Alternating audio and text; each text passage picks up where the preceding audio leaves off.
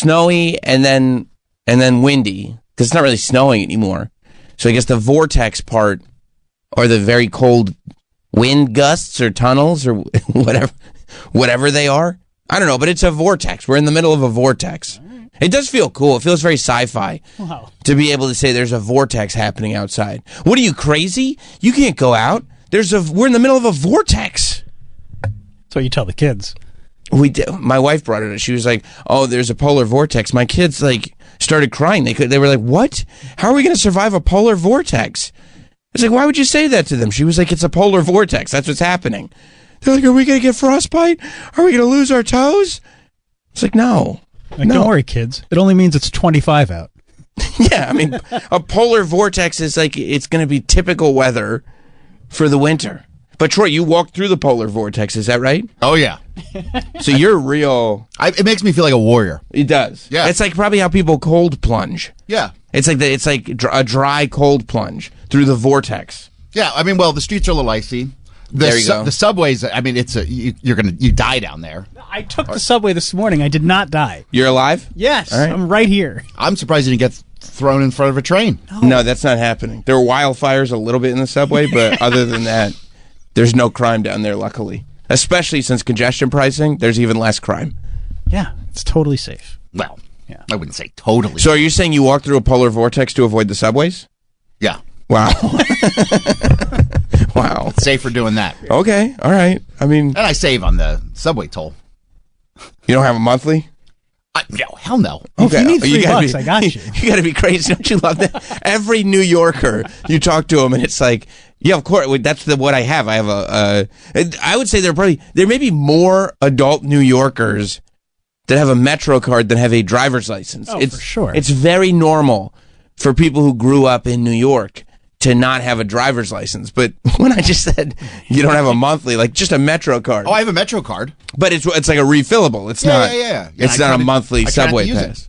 You try not you to. can jump over the thing. Yep. Well, No, because they up put those things. spikes. They put spikes on it. Oh, so Did you you can- see? not still very jump effective. over. You don't think so? I thought they looked very Road Warriors, like the Thunderdome. I thought we were drifting into the apocalyptic future. It was a little escape from New York. What if we put deadly spikes on the side? We got to do something. Is there anything mechanically we can do that would make it so that people lose limbs as they skip over the subway rail? Because it's worth it. It's just too much. But they're showing people can get around those, no problem. Over the spikes, is that right? I can't believe that. That is- Turns out the spikes are only a minor inconvenience. Oh, man. They're actually using them to propel themselves over. But the upper body strength that requires, okay, I'm looking.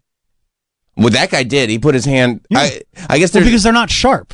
They're rounded. they're just fairly uncomfortable. Yes. It's just like you don't really want to do this, but I guess when you're like Troy and you're looking down and they're going like $3, you're like, no. I'd rather just pinch my hand a little bit and jump right over. Yeah, and I got my steps in already. Some steps in already for the Got day. a lot of steps in. Perfect. 6,000 steps. It's good to start the day with that. Well, it's like half my day's steps are already done. That's before right. I even get to work. You don't even have to worry about that. That's right. So that's one stressor right off the list. Off the list.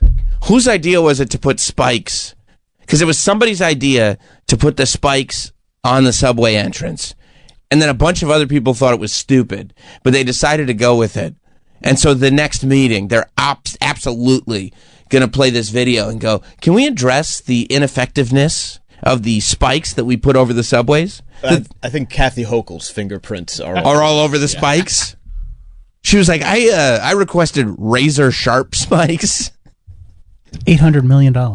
For the spikes? Yes. Just for the spikes? Yes. What's the $800 million for? The spikes. I guess what are the metal workers? I guess when you get a call and they're like, "Hey, this is the government," they go, "Oh, Never mind. I misread the headline. okay." Because I was about to say they don't look like. They lose $800 million in fare evasion. Oh, That's my bad. We'll just cut that part out. yeah. $800 million is what they lose in people skipping. But this isn't going to stop them. Well, clearly not. I just saw a video of them just going like, "Okay, so we actually can use the spikes." Also, you could do this if you're tall enough. Just Oh, Big Daddy Cool over the Yeah, top just rope. walk That's right sick. over. That's awesome. And it locks, so it's nice and sturdy. You won't get caught up in it. Yeah, you can also push it in, in towards you, sneak in, and then and then be on your merry way. Wow. That's tricky though. That is tricky. You have to be a certain size to do that. Right. Yeah. I can't. Why don't they focus on this? Just try to make their 800 million instead of making everybody pay tolls. Make their 800 million, and I guess they are. When you look at the spikes, I just looked for a second, and I was like, okay, now we're talking. We're bringing the violence to the subway, but they're very rounded. They're a rounded spike. If anything, it looks more like a privacy window, so that people can't see you swipe. That's right. You know, so you're not embarrassed as you're trying over and over again to swipe. Nobody can see. But other than that, they really don't do anything. They're rounded spikes. I bet Hoco asked for razor sharp. Probably. She was like, I want it looking like a shark's mouth. I want you put your hand on there and it will go right through. Like just blood dripping down the side of those spiked walls as a memory of everybody who tried to use them, because they're using them for leverage. They're very helpful, actually. You can just grab each side since they're high up and push yourself up and hop right over that rail. That's great. That's great. It's not gonna work.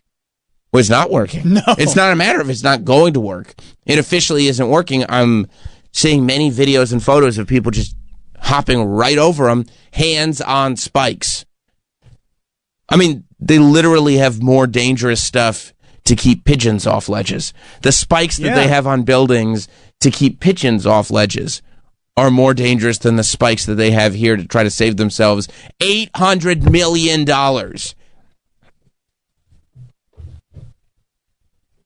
We want to save ourselves $800 million. How much will we pay for spikes? $1 billion. Oh, yeah, and then they had these last year. Those are the gates? Yeah, but then people just like walk right through them behind somebody. Oh, that's great. That's great. You just piggyback.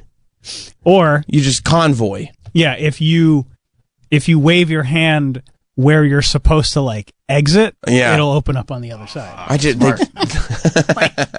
They just keep wasting all of this money.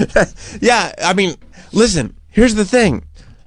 Whatever entrance into the subway it is, if it's waist size, it's getting jumped over.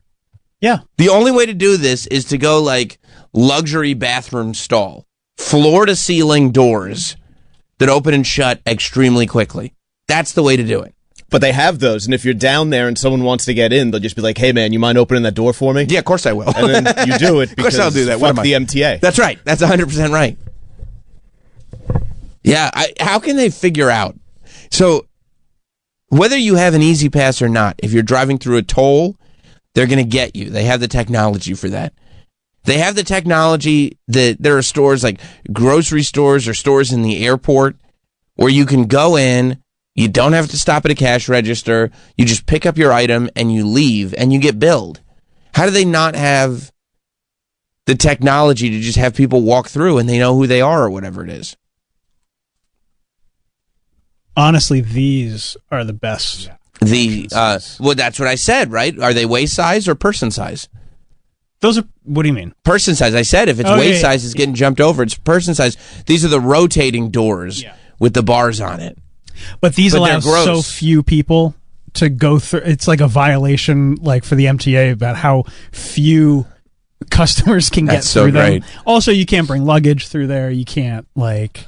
Oh yeah, because there's always got to be a door next to the rotating door to let strollers through. Yeah. And then whenever that happens, somebody just props the door open and just the whole line of people go through. Oh yeah, I'm always a gentleman. I always hold the door behind me if anybody wants to enter or exit. Oh yeah. I bring something heavy to just lean against the door. None of my business. That's right. Yeah.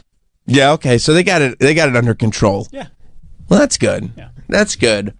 I think Oh boy. he just his lungs are a little cold. He's been through the polar vortex. The polar vortex and all.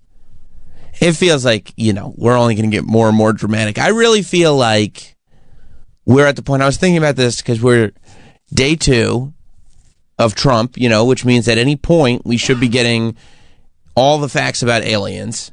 He should be letting us know what's going on. And I really think that if we do get to that place, right? Like if there is this reality where we find out that the aliens are real and we've had them for a while and everything, what's his name said? who's your guy that was getting the headaches whenever he had the tough questions? Oh, Bob Lazar. Right. Everything Bob Lazar said was real. They had a little alien in the room and everything.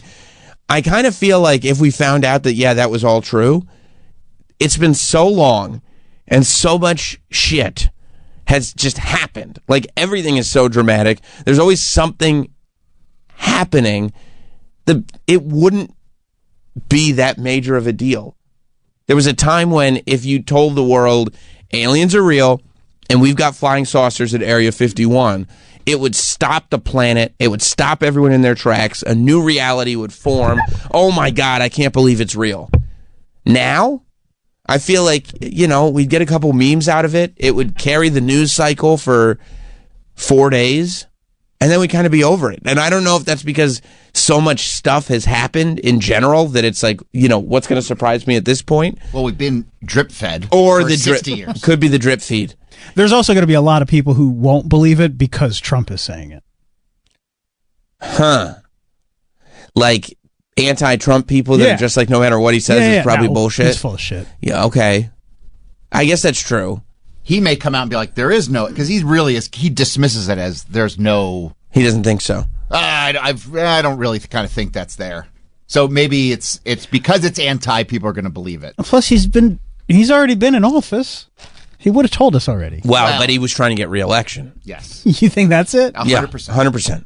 Okay. 100%. He's like, they're Wouldn't like, that make people want to elect him even more? depends. Like, oh, depends man. depends on what the news is. Okay. I think there's a lot of people that don't want that information out. They don't want people to think there's aliens. Well, they don't want the information out, but also if it's like, if there's been a lot of probing, I think that would bother people. Like all the detail. I think if you found out there's a lot of details on mainly because what we've been drip fed is that the aliens probe us. What if the probing was redacted? Right, that We all didn't know those about it. all those black lines are us. I mean, can you imagine what a culture shock that would be if we found out that like all these reports of people getting abducted, you always hear about the probing. It's the first question, did you get probed when you got abducted? And most people say yes. Can you imagine if the reality is that we've been doing our probing of aliens is far more prolific than the aliens probing of us? Like we probe them when they land here? Yes. Okay. Yes, like that, and that. Why? And I don't know. I don't know why anybody probes anybody. And who says that they have an anal? Yeah. Well, how That's else? right. Everything they got a shit. No, they don't. Yeah. What do you mean? No, they don't. They could be advanced. What happens if they're like, Nobody's advancing past that, and I don't know that we want to. Like, because Because it's a pleasure? it's like if they don't defecate, Uh-huh. where the hell did they get their time for just peace and quiet? Where do they have for like a 20-minute break in the middle of the day? You're telling me in an advanced society?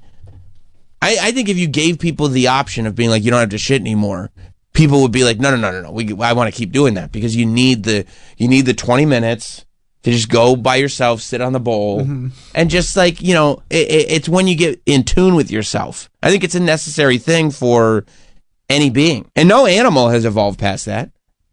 right? But if aliens are a spiritual being, which a lot of people are saying that they are, No, I'm thinking green men physical. I don't know if that's. I think we might be moving past that. Shitting? We're not. There's no evidence that I don't even. So you're thinking ghosts don't shit? I don't think they should. No, I don't think they piss. I don't think they shit. I don't think they whack off. I don't think they do any of that. Well, then how is it heaven? Nothing with fluids. Nothing. Okay. I find that very difficult to believe. There's just vapor. They're vape? Yeah. People love vape. What would a ghost shit? Well, they got to consume something. No, they don't. No, they don't. They're living off of souls. Sam, you're coming off real stupid right now. Well, I mean, but like if it's a spirit, okay, forget about ghost. Yeah. If it's a spirit Yeah. that's living in the eternal land of heaven or whatever, you're telling me there's no fluids whatsoever in heaven? People love fluids, and heaven is supposed to be great. Well, there's spirits all around us. Yeah, and they're right. not. They're in other dimensions. I don't know what they would be eating. I mean, people love to eat, dude. Yeah, but they're not. I mean, people. maybe you can. Let's say there is a heaven. Then yes, of course you can eat whatever you want. Right. And if you want, you can defecate. Oh, But you're you saying no longer have You're to. saying it's an option. Yeah. Like- Yeah, but that could be really embarrassing too when you think about it. Like, Because now you're public about everything. Excuse me, I have to go relieve myself. They're like, you want, like, you're, Well, no, you like, chose to. You could do that whenever you want I because see. you're in heaven. Oh, so no pushing. Yeah. I see. Okay. All right. Now you're starting to make sense. Now you're speaking my language. Yeah. Yeah, I see. It's never uncomfortable. It's never like, oh, I got to leave this concert because I got to take a shit. Right. But It's after at your leisure because that is your part of heaven. but after the concert, if I want to kind of get back into like, let me find myself again. Center. If you want to center yourself, you can. If that is your heaven, yeah. And can you pick the size? Of the fecal? Like, I want to take a big one. I guess. Okay. That's great, actually. Now that you're, I don't know if that's ever been brought up to God before. yeah, like my bowel movements. I want to Can like, I pick? I want to take more substantial, bowel. Yeah, I think that could be good. I mean, Mike, the idea of, for you, existing on a plane without protein shits must be crazy. On a plane? On like Like an plane, airplane? No, a plane of existence. That's a I was good gonna say, question. because I try to clear out before I get to the airport. No, no. Shitting on a plane, like an airplane, no. But a plane of existence, at some point you would have to. Yeah, I mean, I have a very high fiber diet too, so Right. I like to clear it out. Right. And the idea of not being able to clear it out anymore doesn't feel like, It's nice to it feel doesn't even feel like an advancement, to tell you the truth. unburdened. Right. Feels very good. Right. And to give up that feeling for the sake of quote unquote advancement is crazy. I think in a more advanced society or species, you'd be able to shit via like finger guns. Okay. Wow. Because then you should walk around the halls at school, finger gun and shit at your friends. Okay. Well, I don't know if That would be advancement. Well, yeah, but now that would be advancement, but you We're can't. probably decades away from that. Yeah. That's quite far away. Maybe in my kid's lifetime though. Maybe. I mean, look how quick the internet happened. Yeah, that's true. Once the ball got rolling, Yeah. and maybe once we figure out we can manipulate bowel movements to that extent, it'll just start. Once someone gets that idea into Elon's head, Yeah. we're like 20 years away. Oh, finger guns. Yes, let that sink in. Interesting. Interesting. Yeah, I don't know. I guess I never considered. I considered maybe I'm thinking too by the book. I considered like very sort of literal creatures, not because if it's spiritual beings and stuff like that, then you can't really capture a spiritual being in Area 51. They can walk through walls. Well, I think they can become, they're like shapeshifters. Like they can come out of other dimensions and become something physical. Then they have to shit. I don't know about that. 100%. If you shapeshift into a different body, you have to follow the laws of that body. We'd have to eat. Of course, but yeah, because if you shapeshift into a man, let's say, who do you think might be a shapeshifted alien? Like what person? Yeah, just anybody. Off the top of your head. Oh, man. Because you're saying that's a real possibility, that they're interdimensional spiritual beings. They could shapeshift into a person to exist on the earth, correct? Yes. It's a theory. or lizard people. They come shapeshift into a lizard person. Yeah, that's true. Well, I don't know if they're shapeshifting into lizard people, because I haven't seen that many lizard people. Well, they're not gonna. They're gonna stay hidden from you. So they shapeshift into lizard people, Well, they can and then become a also, lizard person, but then become a human, like a human. Like why take the extra step of shapeshifting into a lizard person to also shapeshift into a regular person? because they let the other lizard people know that they are lizard people as well. But they're not actually lizard people; they're aliens. Yes. That's very smart. So they get in with the lizard people, but the lizard people don't realize they actually did another shapeshift before that. Yeah. Wow, that's a good theory. Okay, so who might be an alien? Oh man, you really kind of put me on the spot here. Well, I want to know. McClure? Do you think McClure could be an alien? I didn't think about it, but now that you mention it, Okay. there could be some alien. He's kind of very tall, lanky. That's what I was about to say. He's taller than the average person. Yes, very tall. Like it feels like almost like when they were shapeshifting it, it's like it's like probably 3 inches too tall. You know what I mean? Yeah. And also he's colorblind, That's true. Yeah. which feels like That's an alien. that's an alien thing. Yeah. Yeah, but I think when you shapeshift into McClure's body, you'd have to relieve yourself. You'd have to follow the laws. It's not like that dude doesn't shit. Yes. Right? I agree. Right. Because now you're a physical Right. being. Right. You're talking about ghosts. Like ghosts are not like hard with their fake. beings. Well, no. I mean, some people believe in ghosts. You mentioned ghosts. They're dumb. So, like, does Slimer shit? Because he eats a lot. That's a great question. Well, because he spits and like protrudes things. So yeah, I mean it's like not the typical human being defecation, but he definitely excretes slime based on the food. Yeah, and maybe it's brown slime. I don't know. Okay. But I don't think he has a butthole. Yeah. Like, it just kind of floats, right? I mean, it's like... I think this started with Troy, you saying that we don't know for sure that the aliens would have anals. I don't know how. Great point. I don't know how we got onto ghosts because You mentioned ghosts. I did. Yes. Well, and we said they're spiritual beings. Spiritual being. Troy said spiritual being. I said ghosts. Yeah. I mean, kind of the same thing. Sure. I mean, at least the same world. But, yeah, I mean, you might have... But once they shapeshift, they're getting hungry. Once they get hungry, they're going to eat. Once they eat, I mean, forget about it. Well, yeah, if you shapeshift into Jim McClure, For argument's sake. for argument's sake, then you're going to shit. That's right. Has anybody seen Jim McClure taking a shit? I have not. Okay, well, then there we go. No. No. I have. I got video of it, but don't tell You're him. not supposed to do that. Yeah, but like think about it. You know, he's like if you shapeshift into a human being, you're going to get tired, so you're going to drink coffee, and there's only one thing that can happen after you drink coffee. We know that because humans have anals. Like nobody's disagreeing with me there. Okay.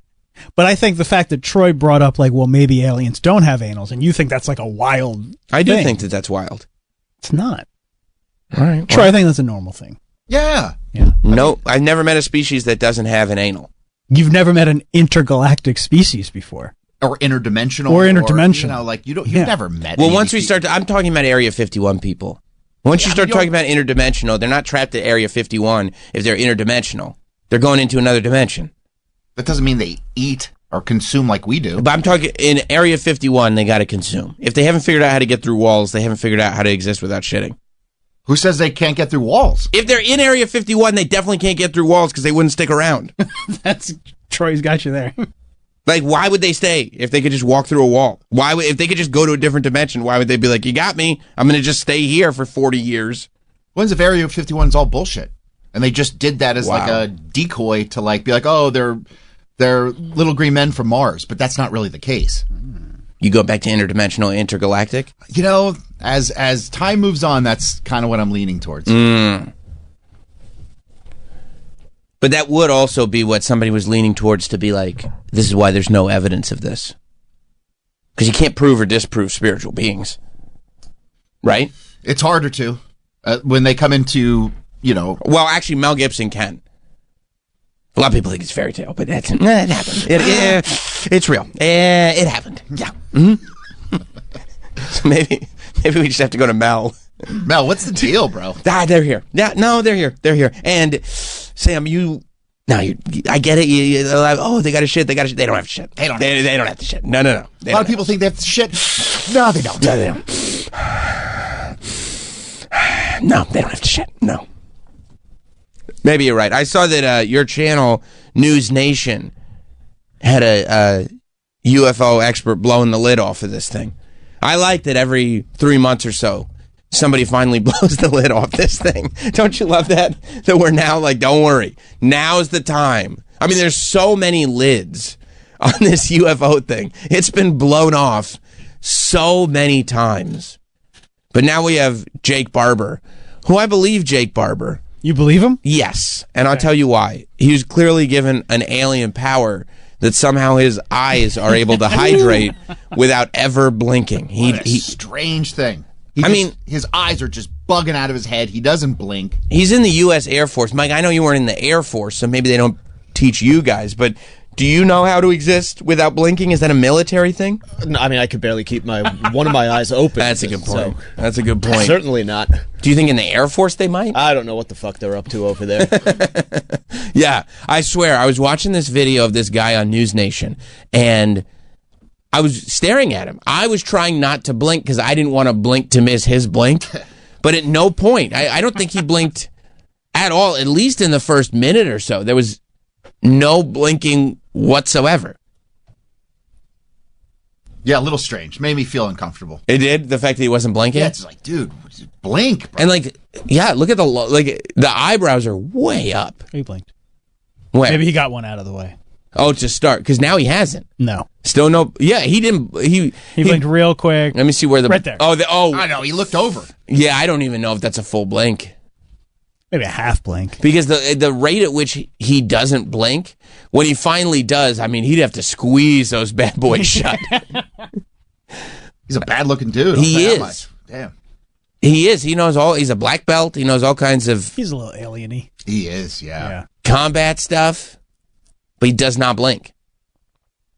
Was that addressed on the program? They did it, but I wish they did. And a lot of the comments, on Twitter were saying, like, what the hell is this guy doing? People mention that? Yeah. Isn't it great when you're like, hey, good news, guys, I'm going to expose, like, here's the truth about aliens. And all anybody can talk about is, like, why are you not blinking? Bro, you're not blinking. How Bro. does he not blink? Which, again, that leads me back to my point, just where we're at in society. If we were to find out about aliens, I don't think that it would be that big of a deal. I think that it would be more like, but bro, did you see he didn't blink type of stuff? We're just easily distracted. Yeah, it's strange. You know what I mean? And it's like everybody that comes out, it's like, that says like, they're like a quote unquote whistleblower. There's always something a little off. That's right. Do you know what I mean? It's never like a straight, solid dude that's just like, seems like. No, it's always either that guy who doesn't blink or that guy who gets headaches when you ask him hard questions or that guy. There's always some kind of caveat that you can start with. And when you're starting with that, it's like instantly, well, you're only bringing that up to discredit him. Please don't bring up the headaches and the blinking and stuff like that. Stick to the topic at hand. You want to hear? You want to hear a little bit of him blowing the lid off of this thing? Was I? Ross, I was a highly talented airplane mechanic who got to deploy on a number of presidential support missions. But Jake was no ordinary mechanic, being recruited into the Air Force's... He was a satanic mechanic. I didn't know News Nation had a smart-sounding British man. Well, when it's real stuff, when it's the serious stuff, they're not going to get Chris Cuomo. No. I mean, bless his heart. Chris Cuomo is there to It's a beefcake. Exactly. He's going to ask the tough questions and maybe do a fun bit where he works out with somebody. But he's not going to expose the UFO thing. Nobody's going to take that seriously. Remember he had the Tourette's girl on? That was fun. Exactly. That's Chris Cuomo. That's his pocket. That's when he's like, he gets a Tourette's girl on. He's trying not to giggle. He giggles a little bit. And then after he really giggled. It's hard not to. Well, he laughed a lot. He laughed a lot. And then I think when that show went off the air, he looked around at his staff and he said, boys, I think we're really in the pocket on this one. I think we really hit this one exactly where it needed to be hit. This is what the Cuomo business is all about. And then his brother called him. Andrew Cuomo called him. He's like, Chris, I saw the program tonight. Beautiful job, Chris. Great show. You're doing our family proud. Elite combat control unit meant he had a resume that reads like something out of an action thriller. Helicopter pilot, free-fall parachutist, expert marksman, and the recipient of a NATO top-secret security clearance. Okay. A legacy of his service in Bosnia, where he won an award for an act of heroism. In addition to reviewing his official documentation, News Nation spoke with 3 former Special Operations soldiers who... No pop filter on whatever microphone he's using. I noticed that too. It's a little annoying. It is. It is. I mean, he's really like just popping into. I can't even do it. Let me see if I can get recording at home. He probably is. No, you can just use your phone. I think you can just use your phone for the voiceover. And who's saying News Nation has a big budget? Yeah, they probably got him on Fiverr. Yeah, exactly. If it was a Fiverr thing, I mean, I don't know if you need a huge budget to, just get a little filter over the mic. You could also review the audio after you record it. Be like, oh, you know what? I popped there. Let me just redo that and face the other direction from the microphone. You could do that. Yeah, this strikes me as the type of operation where somebody got the audio, didn't listen to it, and went, yeah, it's perfect, and just moved on. Documentation, News Nation spoke with 3 former Special Operations soldiers who corroborate Barber's credentials and claims. I know in Special Operations, you're often in some tough situations. You have to rely on each other. Is Jake Barber a person who you would trust? Oh, yes. He's a person I would and have trusted with my life. Do you think Jake Barber is a patriot? Oh, yeah, absolutely. There's a thing I know a lot of special operators talk about, that, you know, there are certain types of men who you would want watching your back in a tight spot. Is he one of those guys? Absolutely. Trustworthiness is one of the top things that we're looking for. And one of his... They really needed like to fill time, huh? I mean, yeah, it was like, so if he went on my show and said aliens are real, you wouldn't say he's bullshitting. No, okay, all right. That's neither here nor there.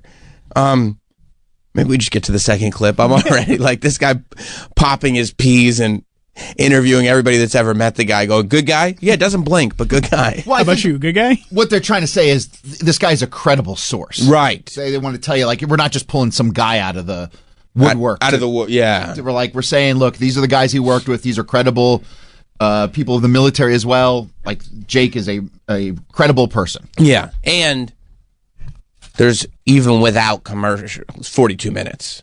Like, we got 42 minutes. We got to really... I mean, they could have, you know, condensed this down to like a vignette. You know what I mean? Like, That's right. Like, I feel like, based on the information he's got, in the amount of time that we've already watched, we could have gotten the information out there. Yeah. All right, let's see. Jake Barber talks about, this is what it's all about. He recovered a craft of non-human origin. This is big. Tell me about the moment when you realized that you were involved in a retrieval of non-human technology, alien tech. So it became very clear That's the good. first time our Music's good. communication process and procedure was Go back to him. modified. And then just visually looking at the object on the ground, you could tell that it was extraordinary and anomalous. It was not human. How close did you get? Well, I was a helicopter pilot, and I operate with 150 foot to 200 foot long line. So I got within 150 feet of this object. What did you see? I saw an egg, a white egg. Was there any visible By the propulsion way- system on it? You could have cut out a lot of the questions. You didn't have to keep flashing back. You could have just cut that and gone like, I saw an egg. Like, these news interviews a lot of times are designed so that you cut the person asking the questions out. You especially don't have to keep going back to him on camera reacting. He probably edits his own. I think so. He edits his own pieces. Yeah. And this is his first big piece, so he wants to make sure he's in it. Right, just in case anybody like clips it. He's like, no, look, this is the guy that's doing this. Right. I'm technically, yes, guy who doesn't blink is exposing everything, but Keep the camera on me. right, I'm the one who's got the guy who doesn't blink in the chair. So let's make sure we all know where our bread is buttered.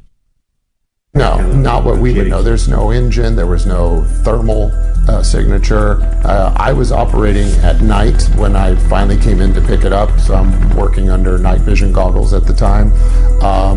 And it was quite clear. I flipped them up, flipped them down, and looked at it a couple of different ways. How did you know that that egg-shaped object was non-human in origin? Well, visually, after seeing all kinds of things in my past, it was clearly something that was ridiculously looking. It's inconsistent with anything I'd ever seen before. I can also tell you that the reaction by my team, we all knew we were dealing with something extraordinary. And at no stage were you ever subsequently told that the craft was of non-human origin? I will tell you that during this process, over the last couple of years, it's been confirmed to me by ranking members of the UAP task force that what we were working with that night was in fact NHI, and it was not a unique experience. Not a unique experience. What's an HI? NH, non-human something? Non-human intelligence. When you're, Troy, you want to believe. I know you do. I don't know. At this point, I don't know if I want to. Did you just hear him? Do you watch stuff like this and go like, again? I'll be honest with you, when I watch stuff like this, because you get excited because they hype it up. Like, here it is. They do. This guy's coming out. Here's the information we've all been waiting for. I'm going to speak the truth to something. Last week, Troy was like, guys, I want you to know there's a whistleblower that's going to be on News Nation. I get it. And I'm going to watch it. I'm going to give you guys all the clips. And then what happens? I did that. Yeah. You have clips. Did you watch going like, finally, like... No, I walk away going like, oh, fuck knows, man. They got me again. You know, sometimes I think that it's just like they're just putting this out there to just keep confusing people. So you don't ever know what the truth is. You think News Nation is also in on it? That's what I was going to say. I mean, I get you want to believe that there's this higher power, bigger, controlling entity. But if they really wanted to get this out there, would they do it on News Nation? Well, how would they do it if they were going to do it? Any other like how? News program. I mean, if they had that kind of power, as opposed to sometimes it's just like, well, News Nation knows that there are people, as is evidenced by this room, that will click on a thing that says alien whistleblower, and News Nation likes to make money.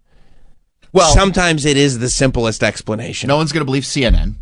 That's not a credible source. So you think News Nation is more believed than CNN? I think I don't think it's more viewed than CNN. I don't let think alone so more either. believed. But I think if you're going for more of an independent news outlet, News Nation over, like, you can't go Fox because people are like, oh, it's everything Fox News says is bullshit. Right. People on the other side say anything MSNBC or CNN says is bullshit. Well, what you got to sort of happens- go a little bit independent. What happens when they're in the meeting room planning all this to drip feed, and somebody goes, what the fuck is News Nation? Well, they're like, well, Chris Cuomo. That's where he is now. I mean, it's got 6,000 views. It's not, I can't. But again, it's if you're dripping it out. Oh. So it's not meant for mass consumption. Right. It's out there. Well, it's possible that News Nation itself is a plant for the drip feed. Is Chris Cuomo in on it? Possibly. He could be. We don't know which government agency is actually behind any of this. That's right. So he could have been approached by whoever, or his entire career. Remember, he does come from a political family. That's right. Could be somehow rooted in this. He might be like in Hollywood. They have industry plants. You think Chris Cuomo they fired him from CNN as an industry That could have all been plant. part of it. Like I if see. you're an undercover I see. cop who has to go get a confession out of someone in prison. Oh. You need headlines that you committed a crime. Right. Sympathy and trust with the viewers. Right. And then Yes. boom. And then they got him on Adam Friedland to kind of like humanize him a little bit. Plus right. it's center left. Right. That's center left. Then they throw him on Pat Bet David so that nobody knows which side of the fence he's coming from. Now they believe him. And he's like, hey, they're doing aliens on my channel. You guys should watch. And Troy is like, I will, Chris.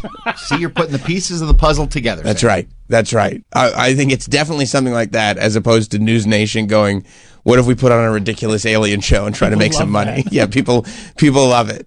Well, if you were going to put this information out there, say they put Sam Roberts in charge of this disclosure information. Alien information dissemination? How do you put it out there? Okay, that's a great question. If I'm in...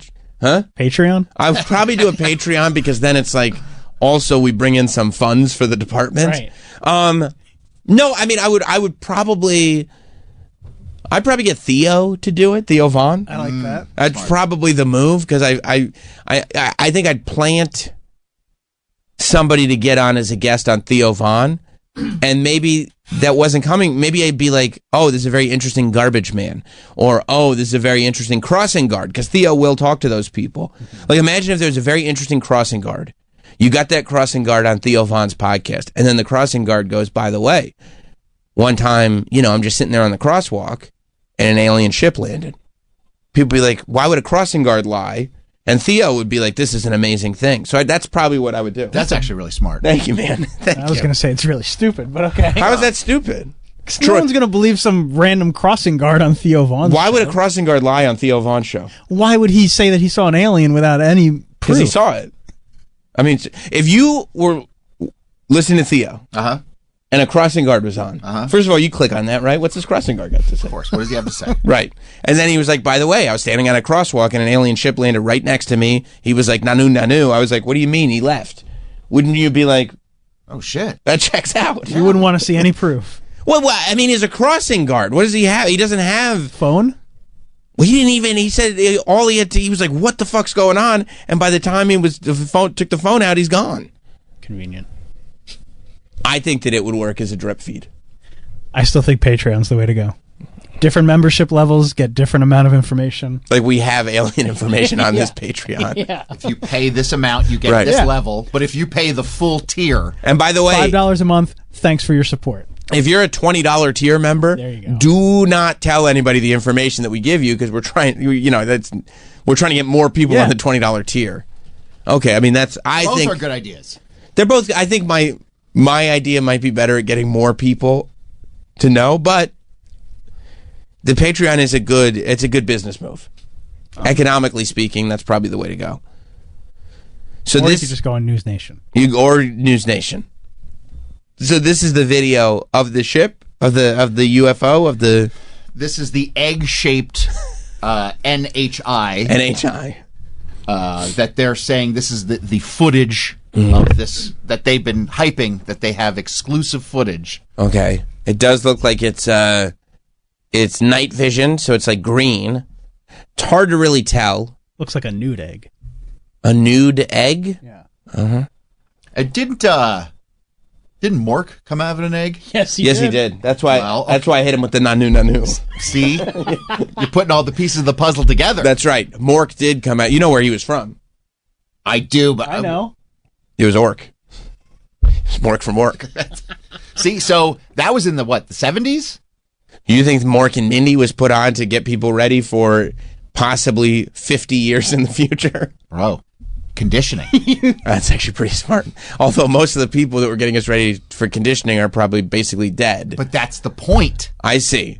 So it's like, we need you to come up with ideas to start conditioning these people. You will never see the fruits of your labor. That's how long it's going to take. It's generational. Look at Roswell. What about it? 48? Right? Okay, so like that was our grandparents' generation. My grandparents are gone. Rest in peace. So it's that like, okay, there's how many generations removed. That's how long it took to get the younger generations like accustomed Right. to that there's other life out there. Right. I see. And our government does operate with decades in mind, right? I mean, we nominate Supreme Court justices for life. For life. That's right. With decades. Do you think that the movie Independence Day came out to quell any fears that we may have? That should we get an alien invasion, even if it happens on Independence Day, we're going to kick their asses? Because remember that movie Independence Day? It made the aliens look scary, but ultimately we won. So do you think that a movie like that comes out just so people know, even if you think they're dangerous, as long as we got a president like Bill Pullman, it's not going to be an issue. Yeah, but they never would have allowed Will Smith to be exposed as a cuckold if that was the case. That's a great good point. That's a really good point. Because remember how cool it was when he was like, "Welcome to Earth, motherfucker." Yeah, he was kind of badass, and rugged. Yeah. Not so much when No. the red table talk. Well, maybe the red table talk was going off the reservation. They must have gotten real pissed when he got Facebook. That's why Zuckerberg is having to kind of do an about face. He's been in bad graces of the government ever since the Will Smith fiasco. What a butterfly effect. Yeah, he ruined the whole alien drip feed. So now he's got to wear big T-shirts and a chain and kiss up to Trump. Okay, so this is the egg-shaped NHI. Yes, this is the exclusive footage. Nobody else has this. Nope. Just News Nation. Just News Nation. Wow. Wow. You can hear in the music, it's very mysterious. Yeah. Sounds like a didgeridoo. Let's slow this down Oh, to good. take Oh, a that was closer look. That's an egg-shaped UAP suspended from a 150-foot long line. We're told the craft is about 20 feet long. The egg suspended in a cradle. And look how careful the pilot is as they bring their precious cargo into land. Let's freeze frame here to look at one of the clearest images of a UAP ever taken. This is no blurry light in a distant sky. The source of the footage putting themselves at incredible risk to record this UAP retrieval. Look at how perfectly smooth the craft is. No markings at all. And no visible means of propulsion or way to see inside. Watch how it rolls, almost graceful as it hits the ground. Are they going to mention... Despite being wrapped in the ropes and... Are they going to mention... Oh, I'm sorry. It is... All right. I got comments to make. Go ahead. You can play the rest of it. Canvas from the cradle as it's dropped for pickup. The UAP's final destination still unknown. Well, that's what makes it UAP. Unidentified. So, all right, they are correct where they said there is no visible means of propulsion. And we'll tweet out this video so you guys can see too. But also, there is no visible propulsion. So while, yes, there's no visible means of propulsion, it's not propelling. It's not doing anything. It's just sitting there.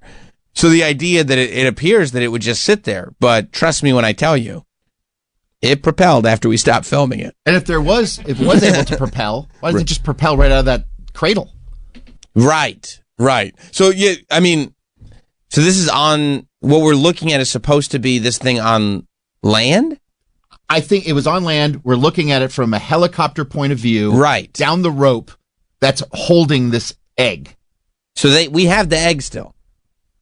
I don't know what they would have done with it. Because they got it.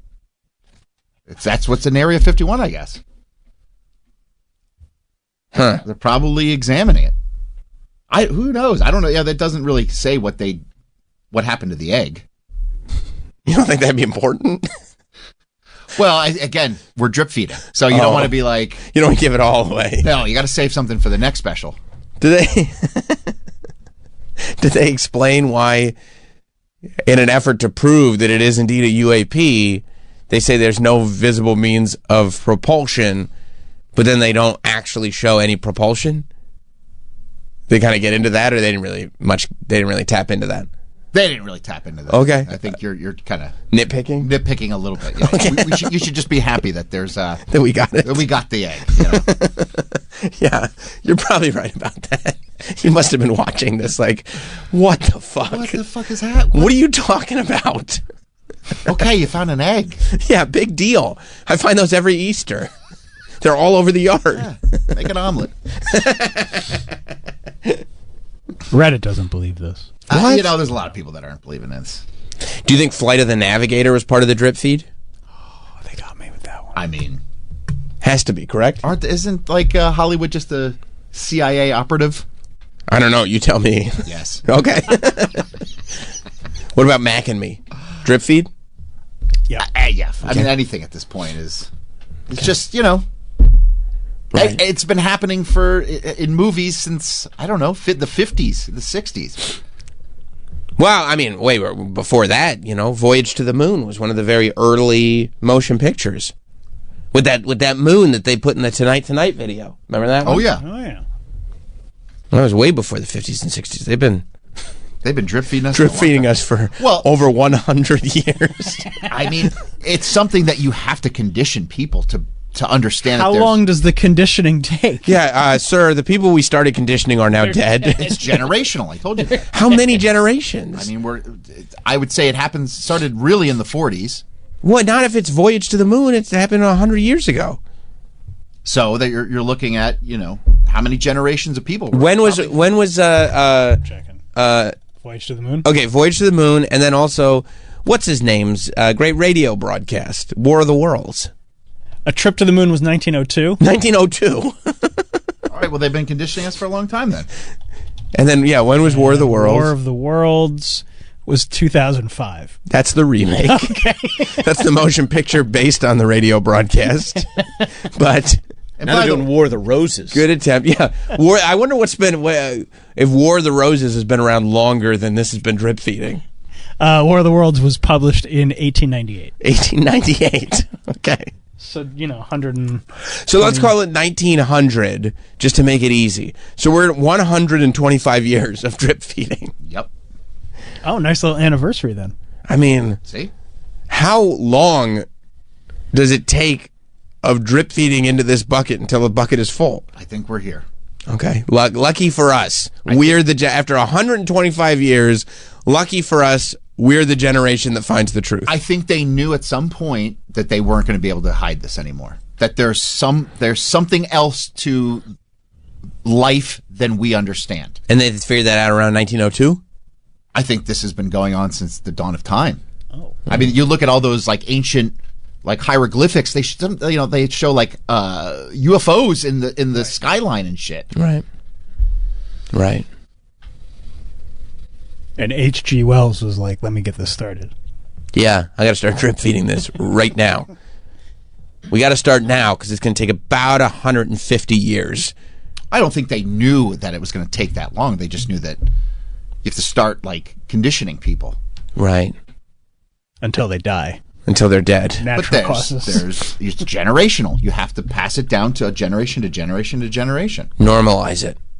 This is what it's because if you just shock people and all of a sudden it's like there's no aliens, okay, they're here. Right. It's like what? No, totally. It's just 125 years seems like I don't know if you need to do it for quite that long. But if you think how long humanity has been on this earth, like that's just 125 years drop in the bucket. Drop in the bucket. No, you're right. I didn't even think about that. Yeah, it's nothing really. It's nothing. 125, I'll do that standing on my head compared to how long the world has existed.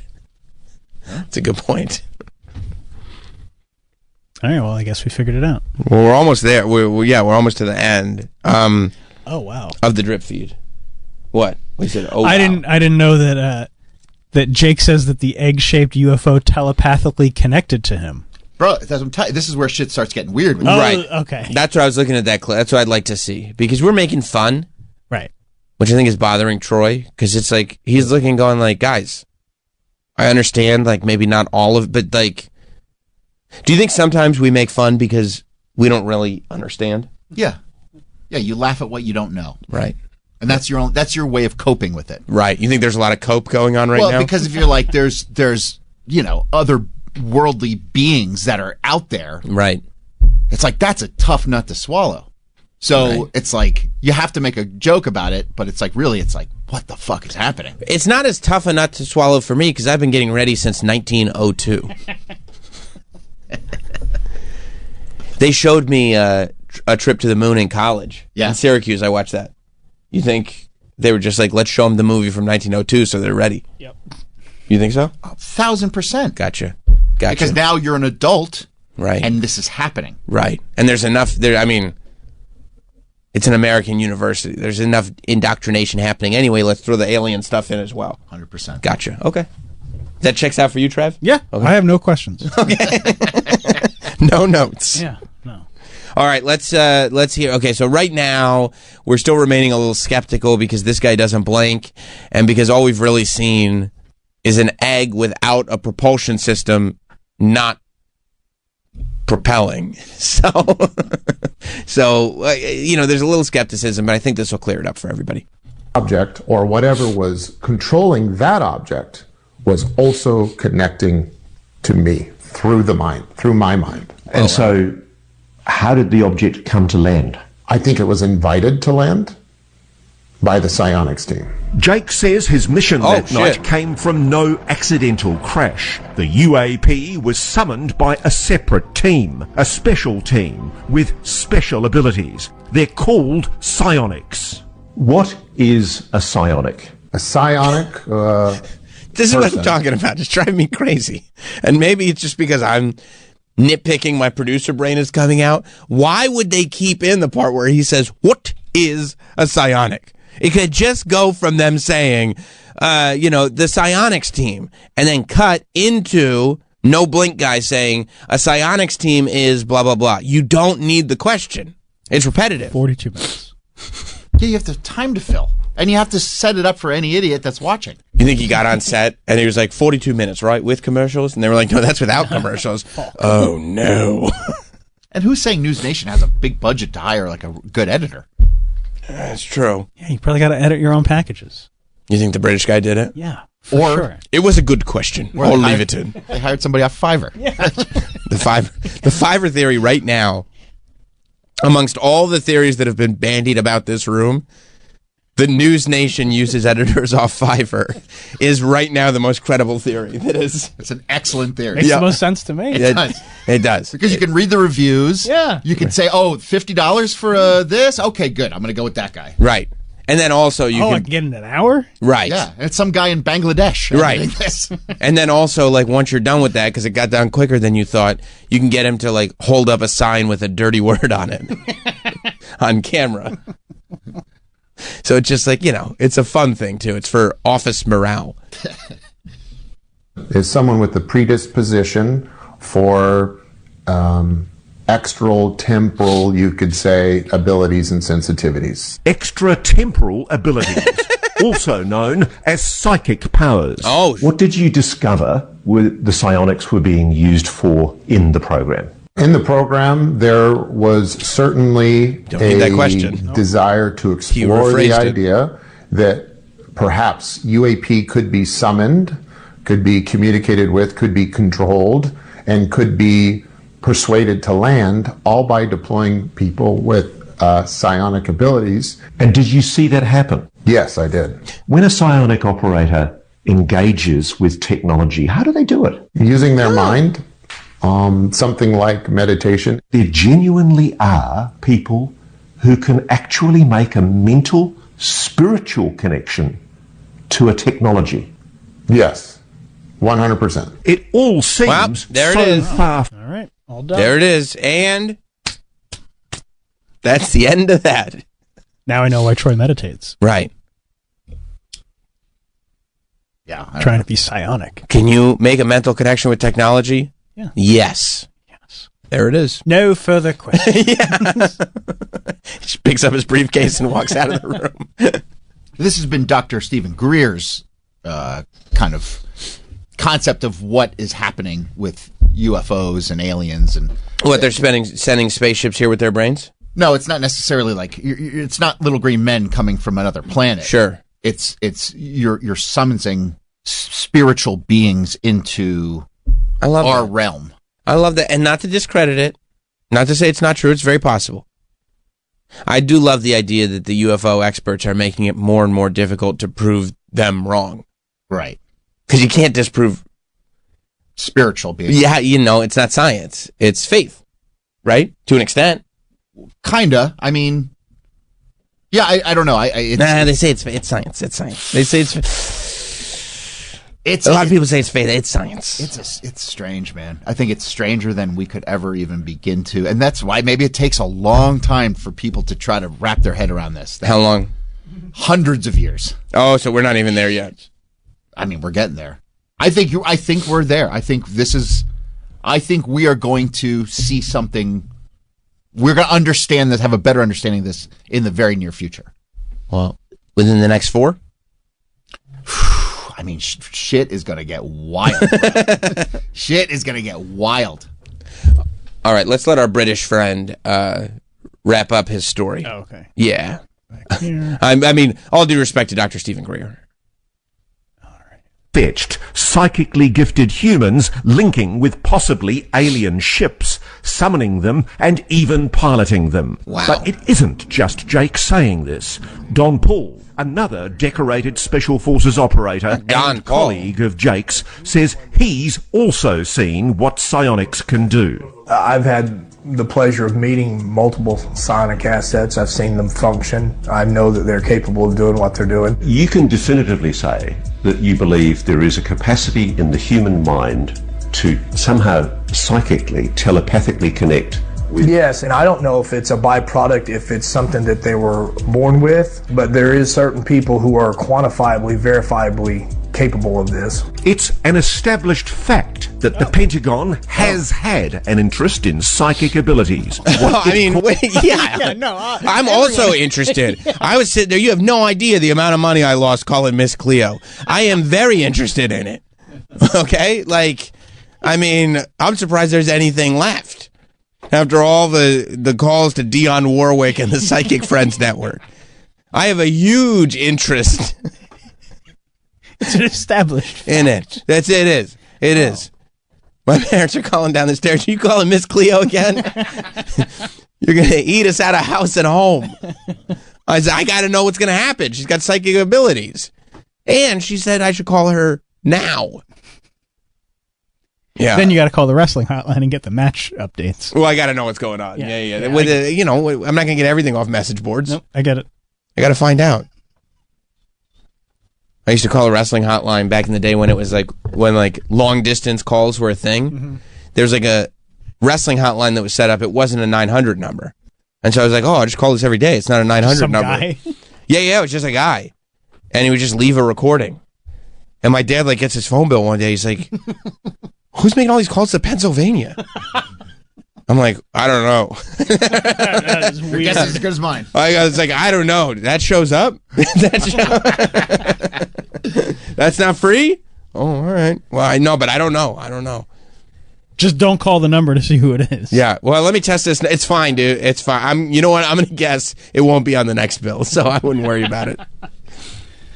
Let me go back a little. All right. Now that we got our proven facts.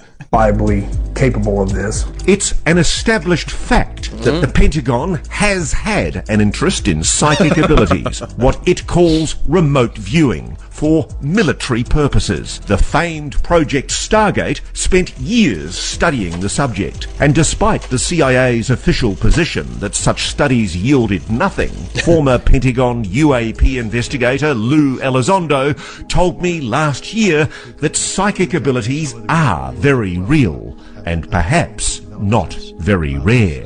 So this is an ontological shock, I think, for many people watching this, because we're all being told. See, you know what's interesting about this? They realized there was not a lot of meat on the bone with the alien thing. Because now we're not even talking about it. What are we even talking about now? We're talking about the psychic abilities. Now it's psychic. Now we're talking about that movie Powder. But Like, that's what he's saying, though, is like you need psychic abilities to contact these aliens. I think that what happened was they did not have enough alien stuff to fill up the whole 42 minutes. And they didn't want to make it a half-hour special. No. They needed to stretch it to an hour. Yeah, Yeah. right. There's probably some truth to that. And they were like, let's just extend into psychic abilities now because we got this guy with the goatee. We'll talk to this jerk off. For a Yeah, while. he's gonna tell. Go talk to that jerk off for a while. All right. Oh, right. Rightio.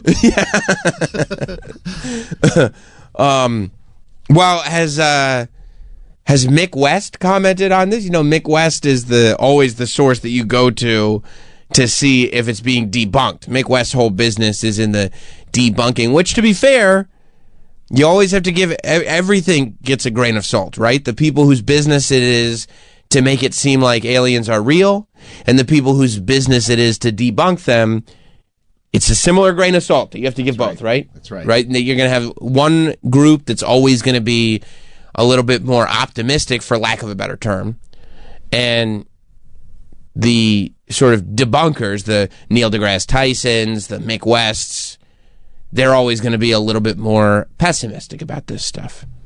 Well, Mick is calling bullshit. No! I thought this was the one that was going to get him. Look at that guy's face. How do you not I did not believe him. Yeah. Okay, so he is calling bullshit. He's calling bullshit. Oh, man. Yeah. Okay. Mick West says Jake Barber, he's hitting him with his government. The UFO crash retrieval whistleblower bonded with a loving, non-human intelligence. Unfortunately, this isn't really the type of whistleblowing that is needed to prove NHI. It's unverifiable. That's actually a really great point. And he didn't take the video of the egg, which was anonymous. He gave stories, not evidence. Oh, so Mick West is saying that the egg video wasn't even this guy's video. Right. Right. Which is that is the truth. That's a bummer. And then Mick West said, what if this is an actual white egg duct taped to some fishing line and used as a challenge by a helicopter pilot to show off their skill in lowering stuff unrelated to aliens? It's just a hypothesis, but can it be disproved? Nope. I'm looking into all those words. I can't disprove that. It's hard to. I guess it could be an egg on a string. With duct tape. With some duct tape. I mean, and honestly, the egg on a string with duct tape theory, I mean, look at it. That Holds water. It does. I see the string, the duct tape, and the egg. Yeah. And it also, That could be duct tape right there. right there, that's the tape. And it lends to the theory of why there's no propulsion system. Because it's literally just an egg from the grocery store. Right, an egg duct taped to a piece of string would not have a propulsion system. And it just kind of rolls once it lands. Yeah. Which is what an egg would do. That's exactly what it would do. That's a great counterpoint from Mick West, I gotta be honest. You want to shit on him, but he's bringing up some excellent points. Right, because it. And then what was the third? Was there another tweet? Yeah.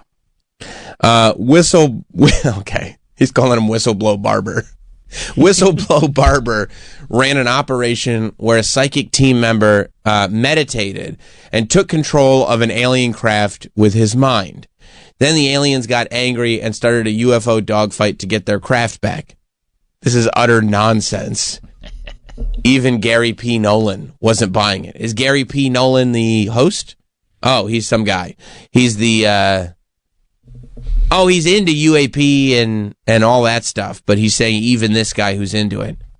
Well, let's see. Is this the clip that Mick West is referring to about the guy who says that he controlled an alien spacecraft with his brain and then the aliens got mad? 2024, Jake and the Skywatcher team conducted their own operation with a psionic acid to see if they could summon a UAP themselves. Look, there's two. Look at this. Look right here. Pause for a second. Look at this one going down. There's two gentlemen, and they're in lawn chairs, and they're in the desert, and they've got blindfolds and headphones on. And they're trying to summon UAPs with their brains. Well, they're probably listening to some music, trying to relax. This feels like an ayahuasca retreat. I mean, it's not far from it. I don't know. What's happening? What are we doing? Bro, who the hell knows? Are you watching this going like, what? What do we I mean, how do we get here? All right, now let's look for some drones. We got. Can you show me what it's like to summon a UAP? Yeah, absolutely. We're going to do it anyway. We got the lawn chairs in the truck. We're going to go in the look at that guy with the beard who's just looking up into the sky. He's using all his psychic ability, huh?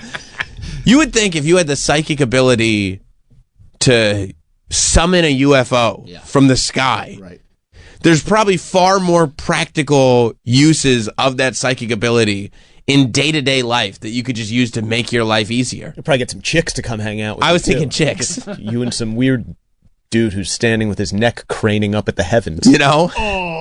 Yeah, plus, like, wouldn't you bring some chicks? If you were like, yeah, we can summon UFOs with our brains. You would only use this to get laid and make money. 100%. Like... Maybe that's what they're doing. They're filming it, putting it out there. There's no chicks there, dude. Yeah, but you should play it back for chicks. Look what we did. So you guys aren't thinking. Would you bring a chick with you? If you'd summoned a UFO before and you're like, I think I can do this? And I'm trying to get into a chick's pants and I'm like, she's real into like UFOs? 1,000%. Yeah, you have to. You have to. You have to. All right. Let's keep going.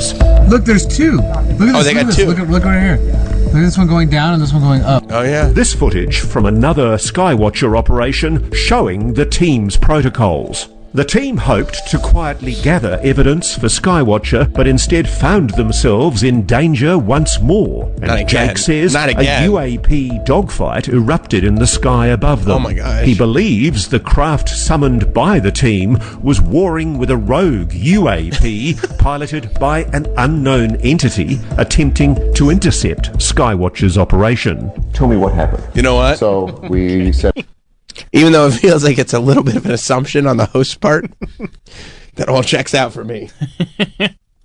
Told you. Yeah, you were right. Bro, you know there are people out there with psychic abilities in the desert that are making UAPs dogfight each other. I mean, we laugh, but there's probably some truth to some of this. Which of it? Well, I mean, it's just been going on forever that, you know, people do rituals to pull in other, you know. If you could pull in a UAP with your brain, wouldn't you just do it every single day? Well, I would do it every day. I probably wouldn't. I want to stay away from whatever the hell that is. Then why would you learn how to do it with your brain? Why would I? I'm not learning to do that. But I'm saying if you took the trouble to learn how to psychic ability UAPs to the sky, I would think that if you took all the trouble to learn how to do that, you would just do it every single day. I think that's what they're out there in the desert doing. It. This is what Stephen Greer did on one of his documentaries. They did the same thing. They went out in the Dr. Stephen Greer? Yeah. And they were like doing these weird seances to like pull in these. I mean, it's you know, I think this has been happening since the dawn of time. At least since 1902.